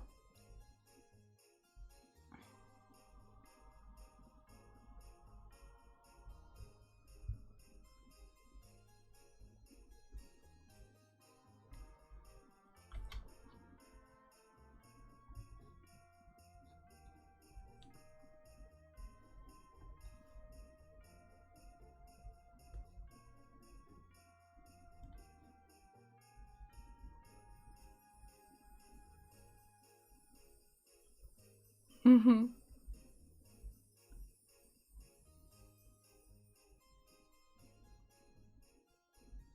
I mean, I personally blame Phantom of the Opera for my love of symphonic metal. Because I also love Phantom of the Opera.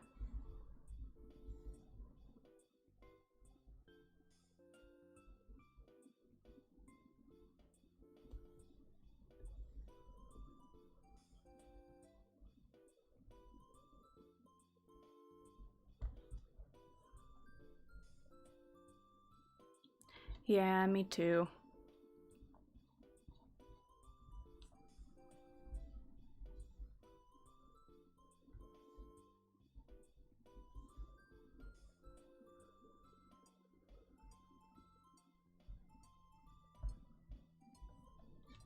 I mean, I've got everything all set and ready to go on my end.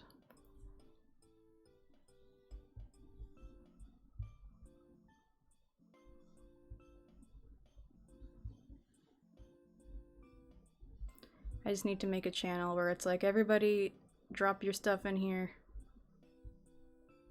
So that way I can get a folder with everyone's like character sheets, lore, etc. And just have it like on hand.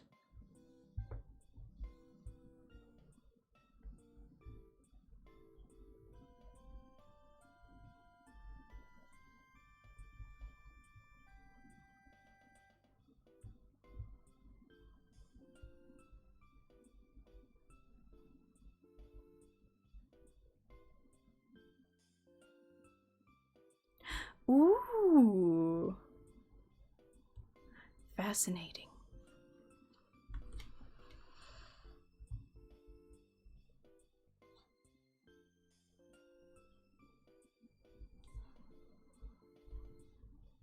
I am very interested.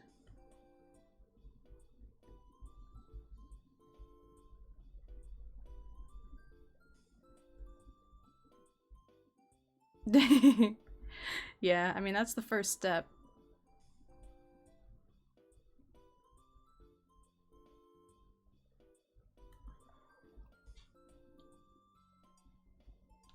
Of course, another step is having the free time to actually get everything together, which is easier said than done.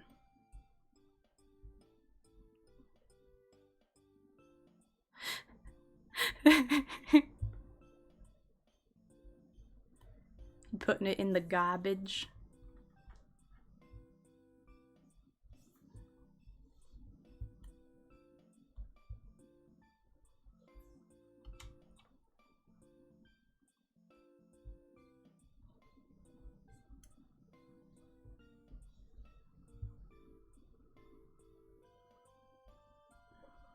Is going in the trash.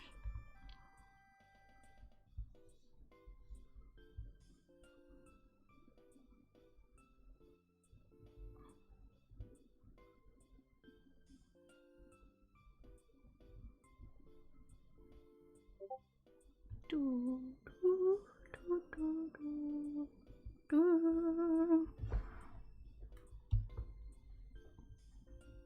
do. Yeah.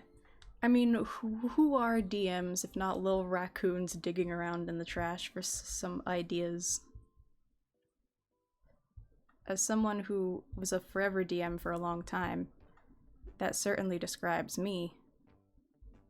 Just a weird little creature digging around in the dirt, piecing together the chunks I find to make a world.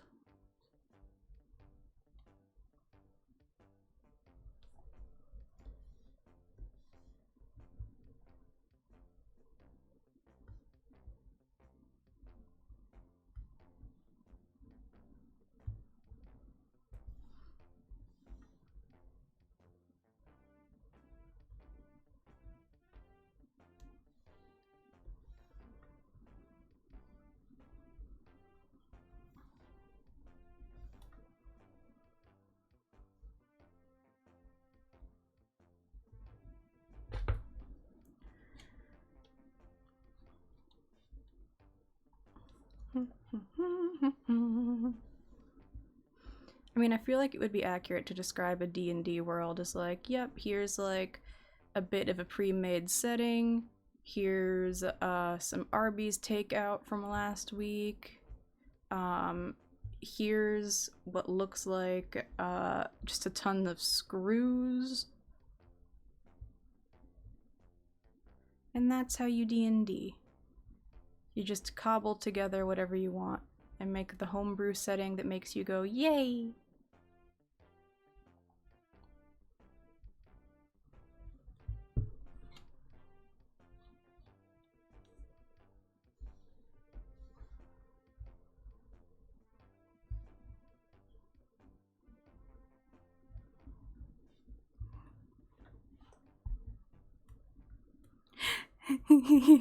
It sounds amazing.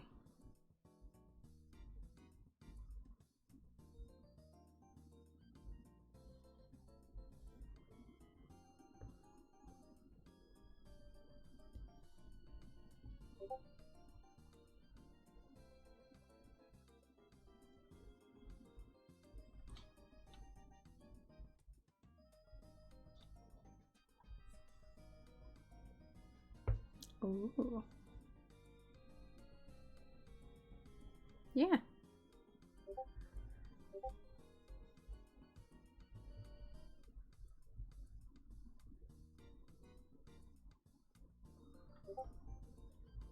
Do, do, do, do, do.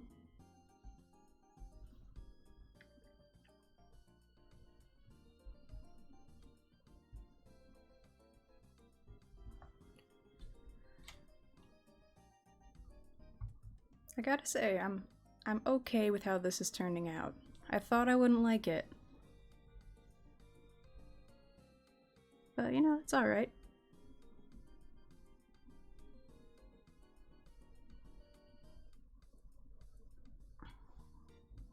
It lets me feed my endless hunger for drawing metallic things.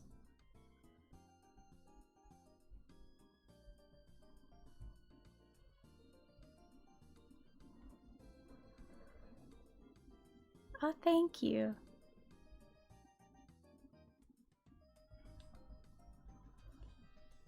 At least it gives me like a good excuse to practice gold, because I always feel like for gold I'm like, oh, it's too orange, it's too yellow.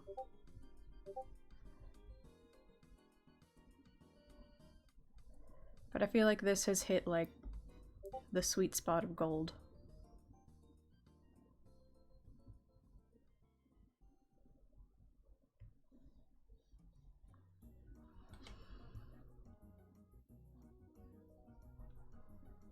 Ba, ba, da, ba, ba, ba.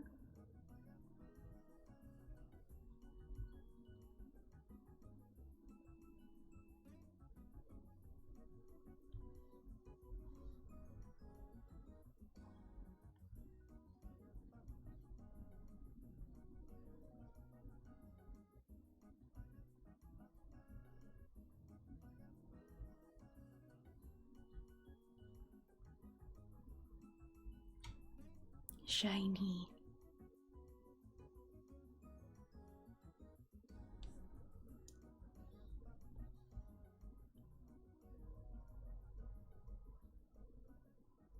Shiny.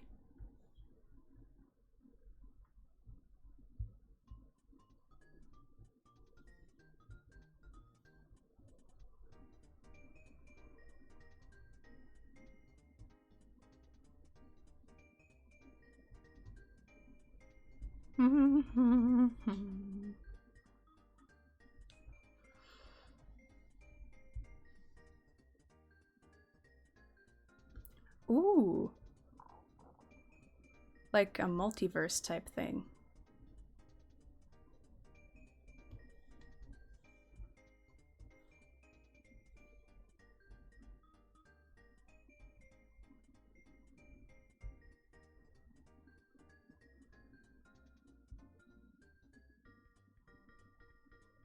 Ooh.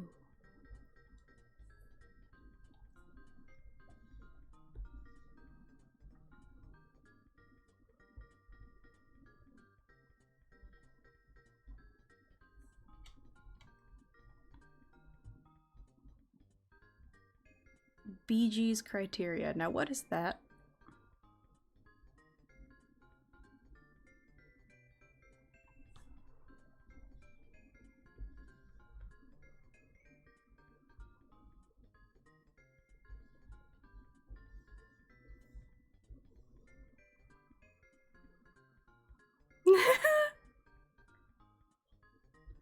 Wonderful.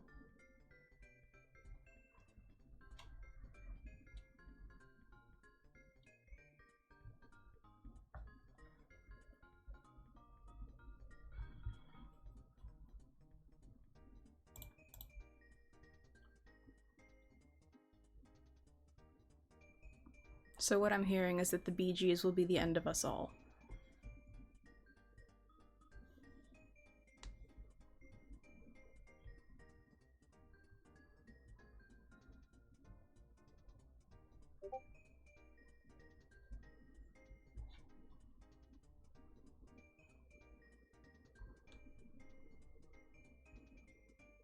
Ooh. I like it. A genius idea. The Bee Gees being like the final judge, jury, and executioner. Let's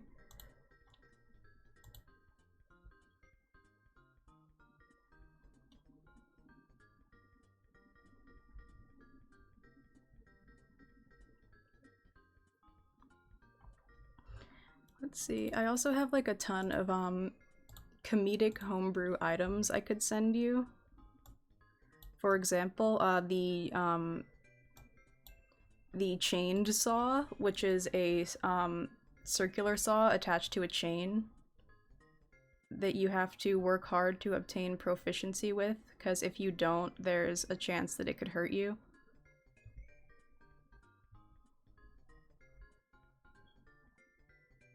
Mm-hmm.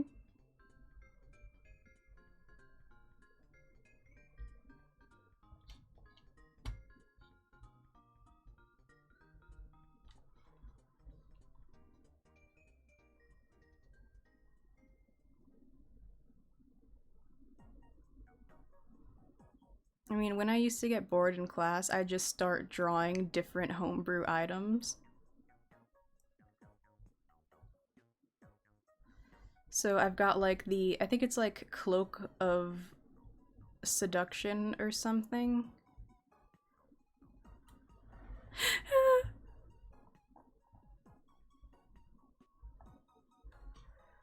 That's amazing.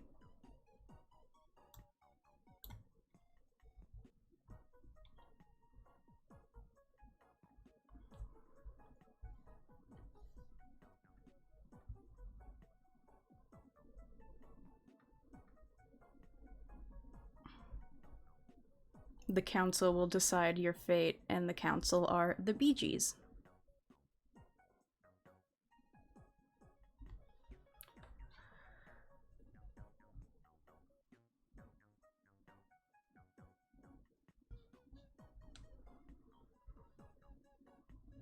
Hmm. You could combine them all into like a Bee Gees Hydra type thing.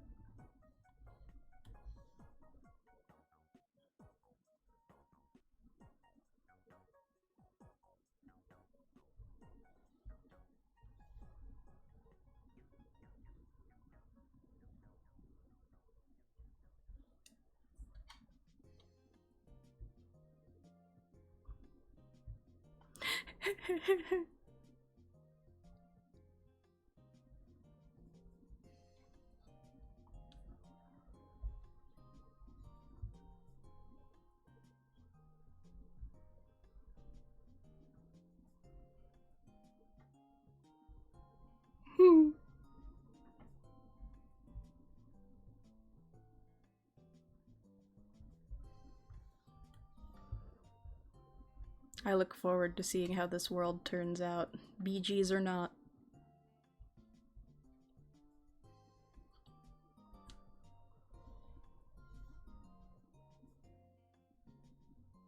which is a weird sentence to say.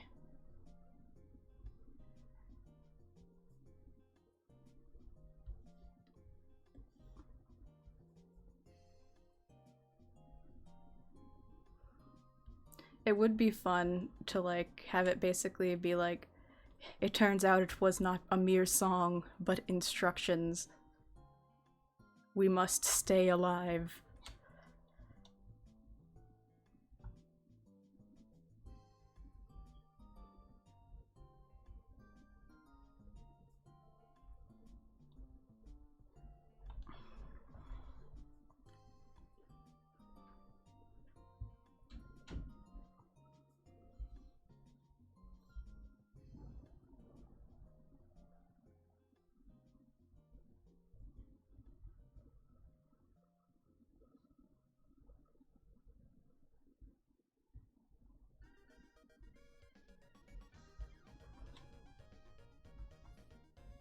Yes. Metallics.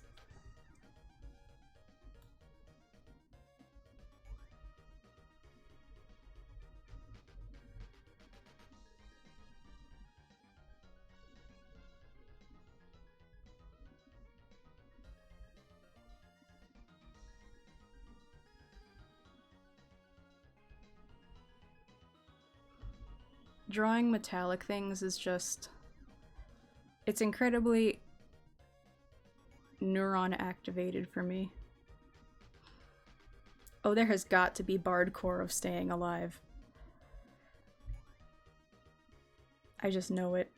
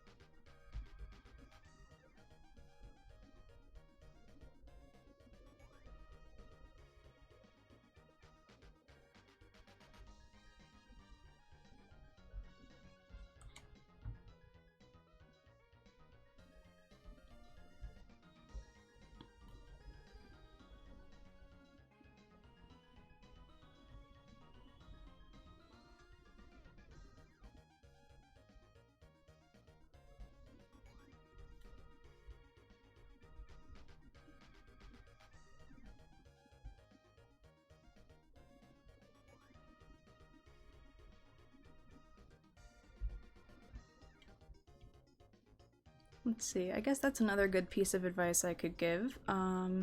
Since this is more of like a yellow tone, I'm going in and doing some additional shading in a complementary color, which helps it kind of like look less, I don't want to say flat, it just gives it a nice look.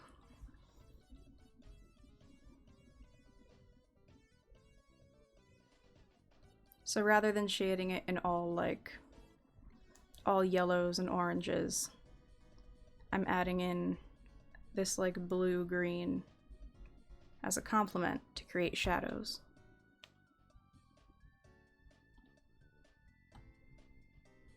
In fact,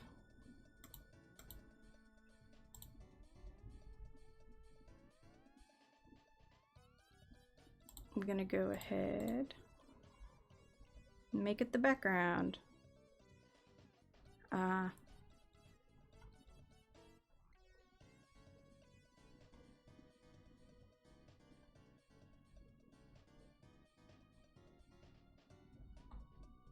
Let's see, if you're gonna use a bardcore cover, you're probably better just going with like the oh, that's amazing. If you're using a bardcore cover, you're probably better going with the I mean, obviously the Middle English one is amazing, but if you go with the lyric ones, you're less likely to get copyright struck.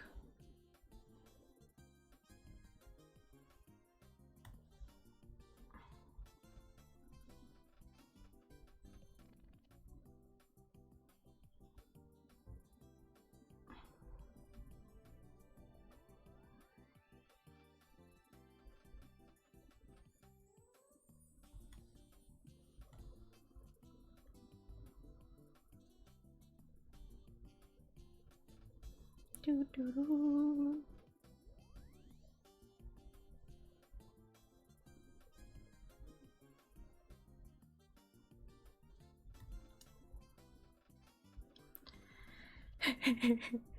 That's amazing. It's just like, in order to escape this room, you must solve the puzzle. And it's Bee Gees lyrics.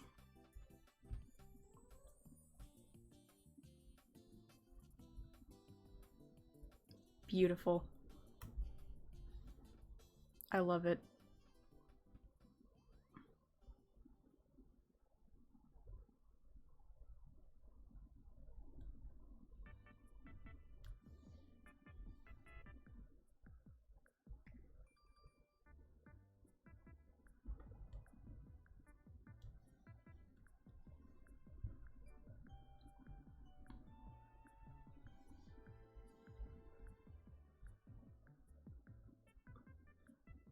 No actual music, just threatening Bee Gees lyrics.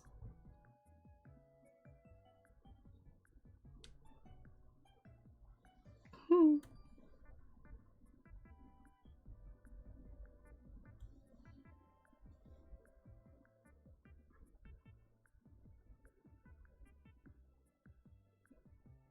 Hmm.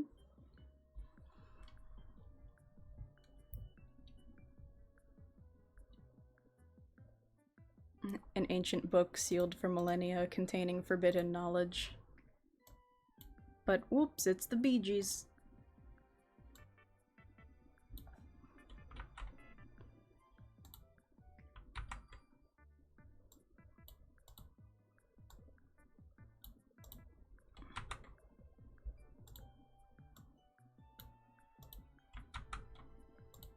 Let's see, which one of these is the best?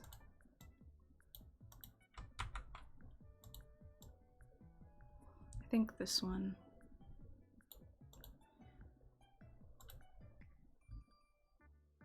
Exactly.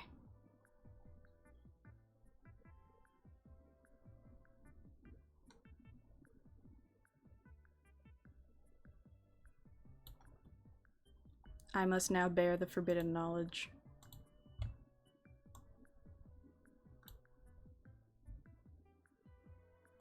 I have been saddled with an inescapable burden.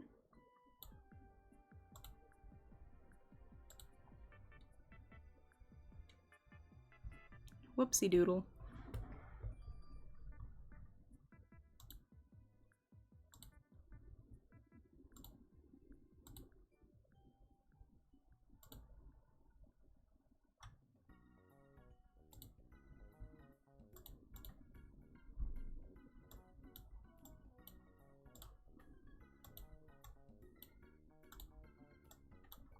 Don't you just hate it when you accidentally learn forbidden knowledge?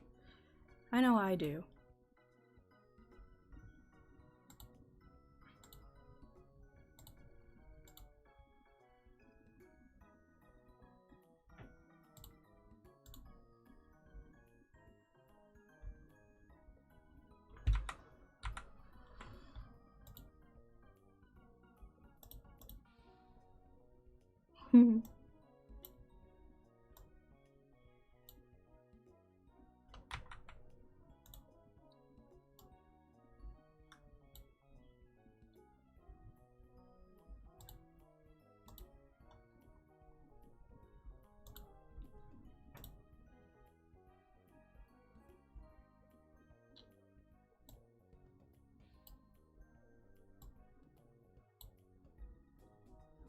Do do do do do do do do do do.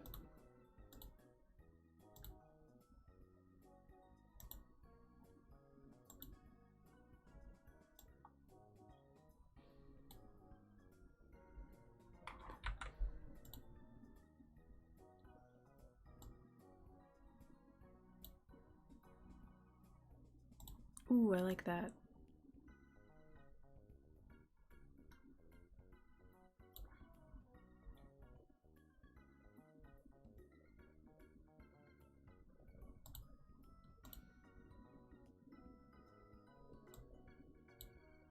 Hmm.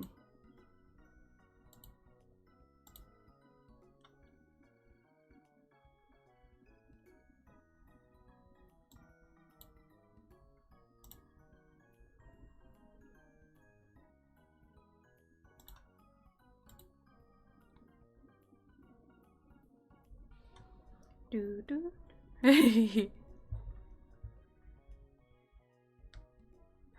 When thine feelings cry and thou don't know why.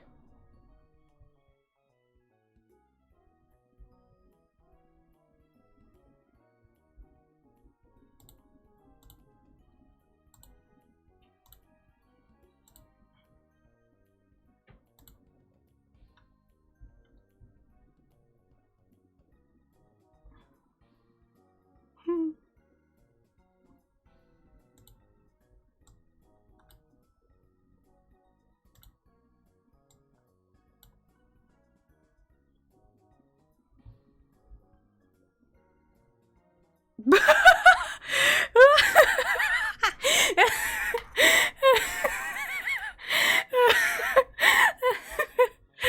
Oh, that is an amazing first chat.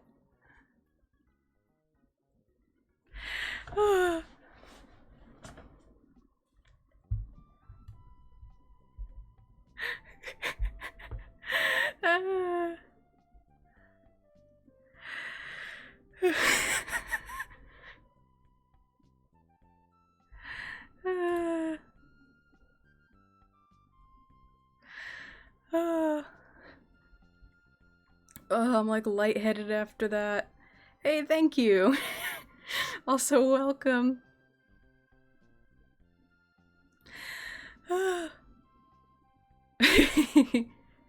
Yeah, so far for pickup lines, I've got, well, I can put that with do the horns match the drapes, which is equally as troubling.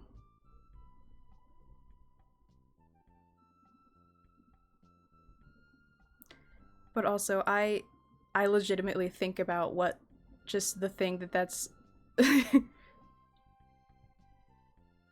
I think about the thing that's yeah, I think about the thing that's referencing at least once a day.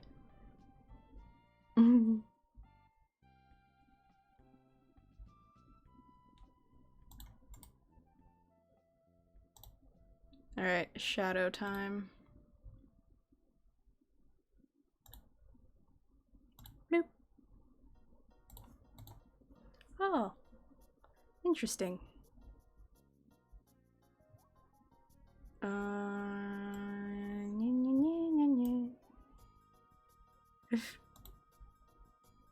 Oh boy, I'm scared to ask why.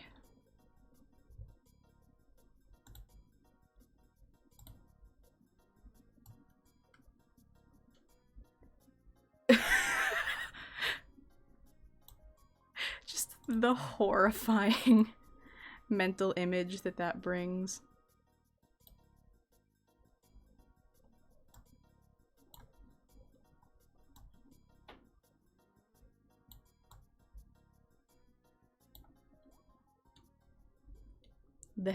Shadow the Hedgehog, Shadow of the Colossus, Shadow of Mordor.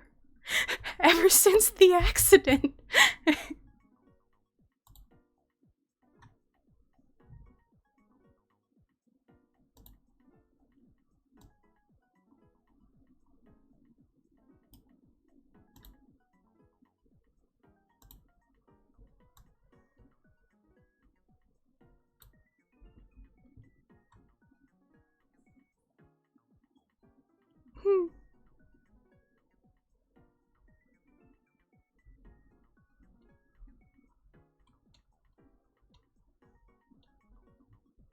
Alright, let's see.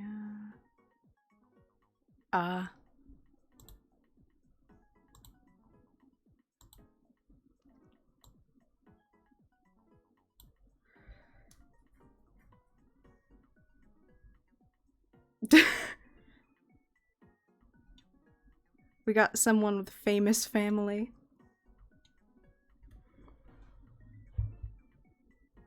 Ah.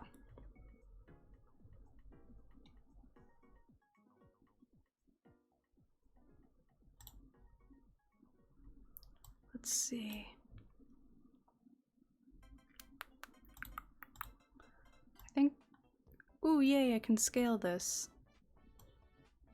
Because I think this is just about done.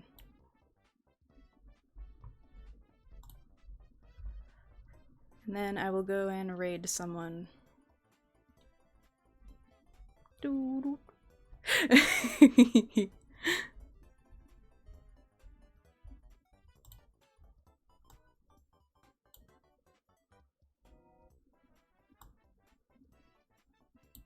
More connections than an international flight.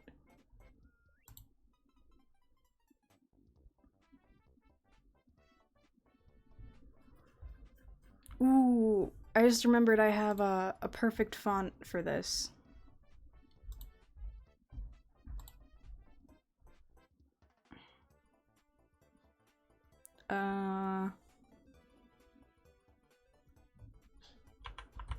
Art.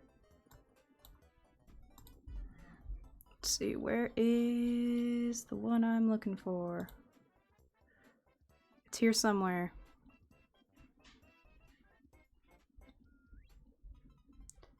Yeah, I did think of that. Ooh, that gives me an idea for what to do for the words. It's just like beautiful Art Nouveau style. I just need to find the right... There we go.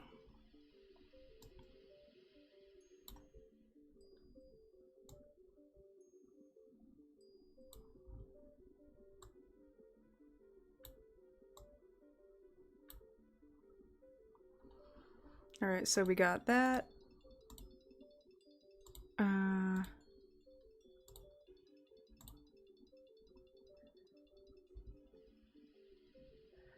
Art. And then on the bottom, more like fart.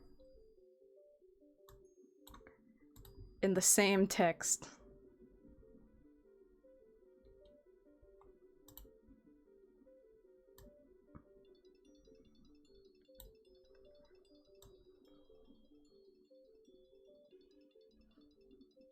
I wonder if my professors would be proud of me.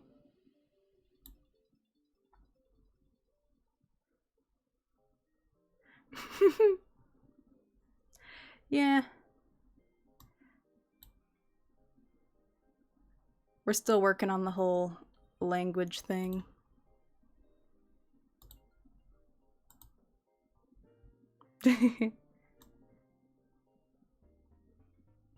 Why, thank you. Oh yeah, Zibian is Peruvian.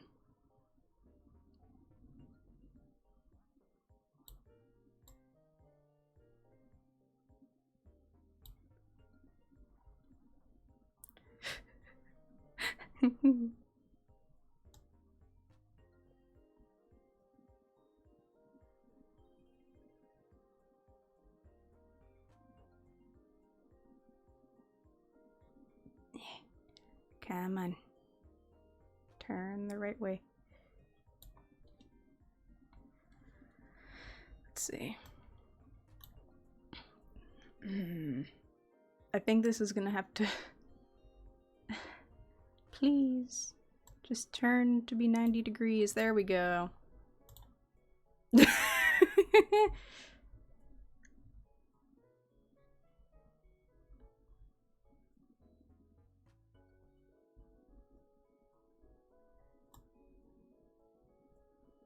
And then I just gotta do one of the unnecessarily elaborate containers.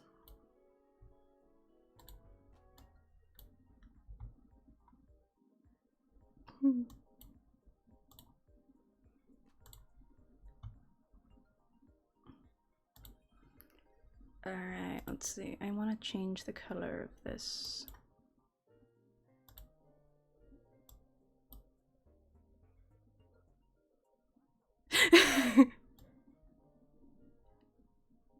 Yeah, it does kind of have that going on.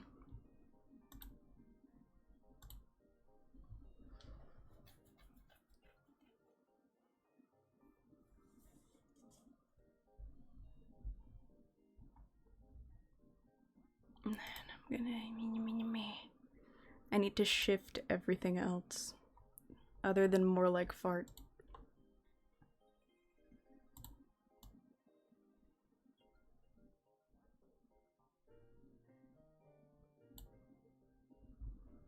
There we go.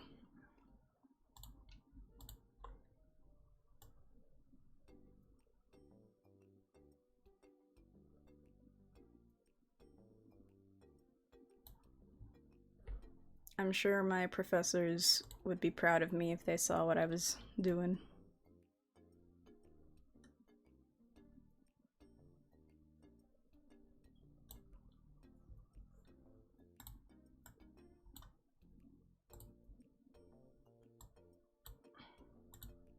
Ta-da! Thank you. I'm glad.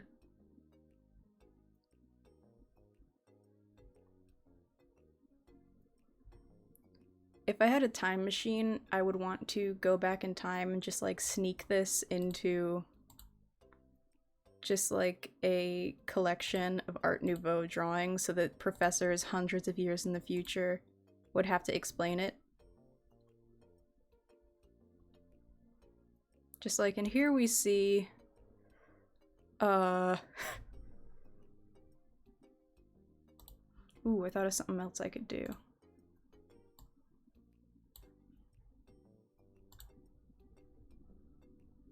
See, it's the wrong thing. Yeah, it speaks very loudly about what it's saying.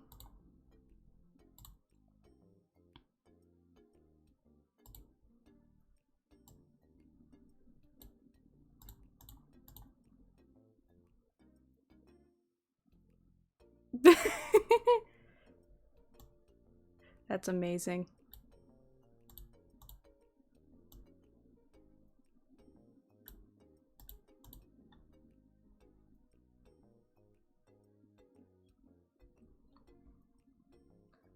Alright, I think that this is done.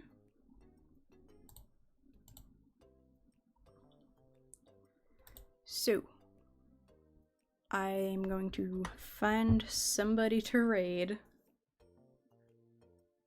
so that we could spread the message of art more like fart.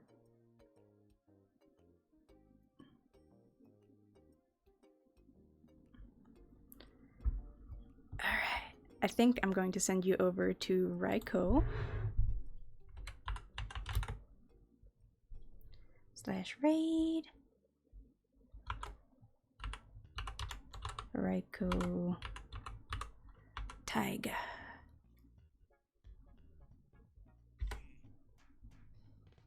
Alright.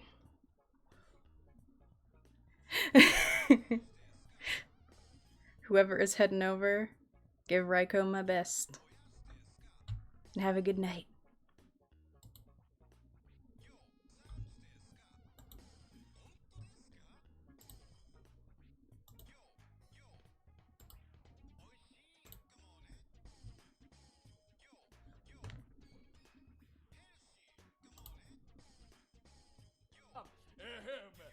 Welcome into my stream. My name is Raiko Taiga, the Thunder, Lightning, good God!